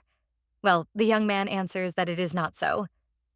Ava asks what he is talking about, and the captain of the North says that he sincerely apologizes for what he did when they were children, and he understands why the girl blames him. Ed looks up and says that if the young lady could forgive and give him a chance, but the main character interrupts him and says that he doesn't want to. Because why would she need it? Because even if every wolf begs for her forgiveness, she still won't return to the North because after everything she's been through, this place is like hell to her. And because she is half wolf, no one went looking for her father when he went missing. So she had to use the herb search as an excuse to go everywhere looking for him. And her mother had to give birth without a nurse or doctor, after which she got sick and died. The girl asks how Ed can ask her to go back to the North and if he feels sorry for losing his toy. The guy claims that it is not like that, and he never thought about her like that. He swears that something like this will never happen again, and if the young lady wants, he will find all her offenders and then bring them, including himself. The captain of the North claims that he is ready to do anything for Eva, but the girl only looks at him with an empty gaze. And then she says that her brother didn't even remember their parents, so he often asked if they had abandoned them. The young lady said that they were really looking forward to his arrival, but they had to go far away for work, and the boy with white hair only needs to sleep for 1,000 nights, after which they will return. When time passed, he stopped asking about them. The main character thought that he was counting those nights, but it turned out that everything was wrong, and Zion himself understood everything. The young lady, with tears in her eyes, says that the boy with white hair realized that they are no longer in this world. She asks if Ed said that he would do anything for her. And then he asks if he will save her parents and if her brother will be able to see them. The guy just bows his head and doesn't know what to answer and then apologizes. But Eva says it's too late and then gets up. She says she didn't tell him this to apologize. The girl claims that if the captain of the North really feels even a little sorry, then let him forget about her and never show his face. After these words, the main character leaves. And leaves the young man with gray hair alone, but when the girl comes out, she sees Rachel next to her. She immediately comes up to her and says that the girl has woken up. She also asks how the little girl is feeling. And is she hurt? The lady with black hair says that she is completely fine, and the main character looks at her. And he doesn't understand what happened, because the baby has a slightly strange expression on her face. At this time, the maid with a bandage on her head runs up to the mistress. She is all worried about her. Therefore, she asks a lot of questions about whether the young lady is safe, whether she is injured. The maid says she almost went crazy when she found out that her mistress asked to be alone with that wolf, and asks if the guy offended the mistress. Eva only tells her to stop bothering her. Then the boss comes running. The woman takes the maid away and says that she is very sorry for her colleague. The lady with pink hair only screams that she should have protected her mistress. The main character turns to Rachel and says that they need to rest too. But when she looks at the place where the girl was, she is already gone. The matter was settled, and the belated news of what had happened left the dragons furious. Now they had a good reason to destroy the North. But Rachel stopped them, and Ed disappeared before they could come for him, leaving only a handwritten letter of apology. Now the main character understands that she does not want to get involved in this matter anymore since everything has been settled. But she does not understand why Rachel stopped the dragons. The young lady wanted to somehow carefully ask her this question and find out that she has not yet been exposed. But for some reason, the little girl was behaving strangely, and the young lady really didn't like the expression on her face. The maid turns to her mistress. The main character asks if she has already returned to work. And then he says that Julia needs to rest a little more. But the lady with pink hair claims that she is completely fine and Maria treated her well, and also that just lying around is terribly boring. The girl looks at the floor next to them where the cat is sitting and claims that recently this little one with white hair has been visiting them. And the girl constantly feeds him, but this cat appeared when the girl first arrived to them. The main character asks if he is a beastman, and the maid says that maybe he is, but she doesn't know how to talk to him. Because even if he is a beastman, he is still very small. Then the maid remembers another important detail and asks if the mistress could not tell about him. The main character asks why, and the girl replies that if anyone finds out that she is taking care of an unknown kitten, they will immediately chase her away. The young lady turns around and sadly says that it is true. The maid wonders if she said something wrong, but then, looking at his mistress, he understands that this is not the case. And maybe the girl is simply tired of her daily routine or misses her native land. She runs away and asks the lady to wait a little. A moment later, she returns. But not empty-handed, the girl holds 2 glasses and a bottle of strong liquor in her hands. The main character asks what it is. The maid answers that it is a special and expensive wine. The young lady asks if it is alcohol, and the girl comes up to her and says that when there are too many thoughts, you can forget, and drinking helps with this best. The main character wants to object, but when she looks at this bottle, she begins to wonder whether she should save this bottle for later. There is also an interesting fact about this world, because even though it is a world of beastmen, there are also ordinary animals there, and most often beastmen take the form of people. But there are also those who retain animal form. That same evening, the dragon captain explores the land near those boxes. Looking at his hand, he realizes that there is no trace of magic there. But he heard that Ava pacified the head of the North.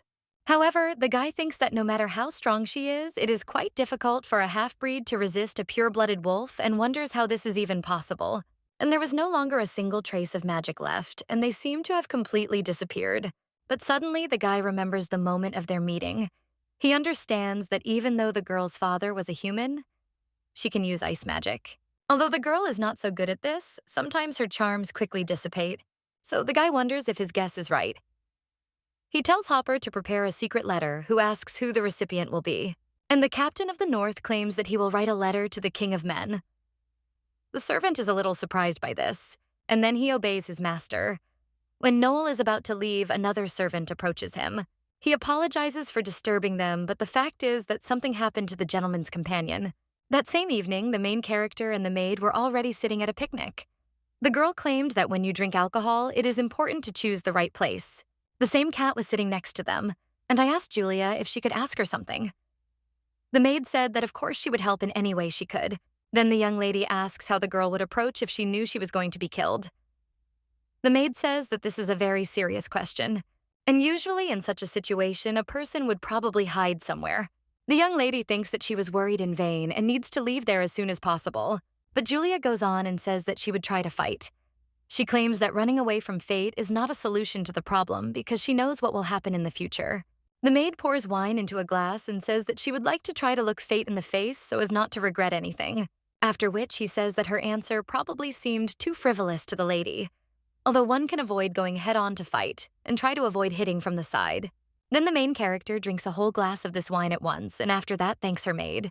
She claims that Julia helped her a lot. The young lady ponders why she only thought about how to avoid fate, because if she and Cyan left, what would become of Noel and Rachel without a companion? But these two will face the tragedy that happened in the original novel, and the girl thinks whether this is the best outcome of events. After all, she wants a different future for them. But suddenly the cat jumps up and screams. The lady with pink hair asks what happened to the baby and then sees Maria. The woman furiously says that she couldn't figure out where the wine had disappeared to. She grabs Julia and says that this is all her doing. Another maid comes to the mistress and asks if she liked the wine. She also says that this is their head cook. Then the main character says that the wine is very sweet and she doesn't know who infused it, but the aroma is wonderful. The woman lets the maid go and says that this means the mistress knows how to drink alcohol, and if she wants, the woman will recommend her a better drink and suitable snacks. The main character agrees, and now the servant informs his master that his companion has become very drunk. The young lady is gesturing with a glass of strong drink and having fun. She screams that it's true, and the plot development along the lines of, "My real brother, whom I lost 10 years ago, turned out to be the one I almost fell in love with after going through numerous trials," is very popular. The servants claim that this is unbelievable and ask the mistress what happened next. The main character thinks for a while, and then she asks not to address her so formally and to call her by her first name. In the atmosphere of merriment and general cordiality, when everyone is absorbed in alcoholic fun, the servants address the young girl as Mistress Eve, strengthening the feeling of friendship and camaraderie that reigns among everyone at that moment. Eva, turning to them, internally regrets that, despite the informal setting, they still address her using the formal madam. But she realizes that this is inevitable and accepts it as a given. At this moment, the main character notices Noel. Upon his appearance, the servants, overcome with slight fear and respect, immediately fall to their knees, demonstrating their respect to the master. However, Noel, not wanting any unnecessary ceremony, brushes off the greetings and asks a question, trying to find out who got the young lady so drunk, causing him concern for her condition. Eva, ignoring his concerns, offers him a glass of wine, assuring him that the drink is really very tasty and deserves to be tried. At this time, the chef approaches him and shares his observations, saying that, apparently, Eva really liked the wine they made. But in the end, everything got out of control, which makes him a little embarrassed. She adds that they tried to keep the lady from drinking too much. And if Noel is looking for someone to blame for this situation, then she is ready to take full responsibility, showing her readiness to answer for what happened. But the young lady only hugs Maria and tells Noel not to dare touch her. The guy is a little shocked by this, and the young lady asks if he knows how difficult it is to cook food, and they have to eat everything that the cooks have prepared with such difficulty. But then she turns around and says that she would like to have another glass, but the young man with black hair takes the glass from her hands. He takes the main character by the hand and claims that drinking a lot is bad for your health, and that she will feel ill for several days. Despite the fact that the main character does not pay attention to the words of her interlocutor, she continues to hold her hand on Noel's chest, and is surprised to note how unusually warm and pleasant his touch is, while the servants whisper that apparently the girl really is Noel's faithful companion. Although the young man tries not to show his embarrassment, internally he feels a strong excitement, and even some confused excitement, realizing that the girl may have overindulged a little in alcohol, and suggests that she retire to a room so that she can rest and come to her senses. However, the main character, ignoring his offer, slowly falls asleep, realizing that she has not allowed herself such luxury as drinking for a long time, and now alcohol seems incredibly sweet and enveloping to her, and sleep will seem the best way to cope with its effects. But suddenly the young lady begins to develop wolf ears and a tail, which comes as a complete surprise to all the servants present, who scream in horror and bewilderment, realizing that their mistress is a she-wolf, something they never expected to see. One of the servants, not hiding his surprise and excitement, asks how this could have happened to Madame Eva. But Noel, wanting to keep the situation under control, sternly orders him to remain silent and not to spread the word about what happened.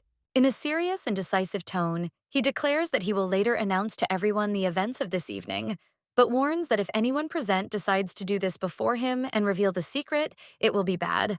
The captain of the Northern Lands, expressing his rage and dislike for those who break the rules, declares that anyone who dares to break this rule and spread the information before his permission will answer for it with their own heads.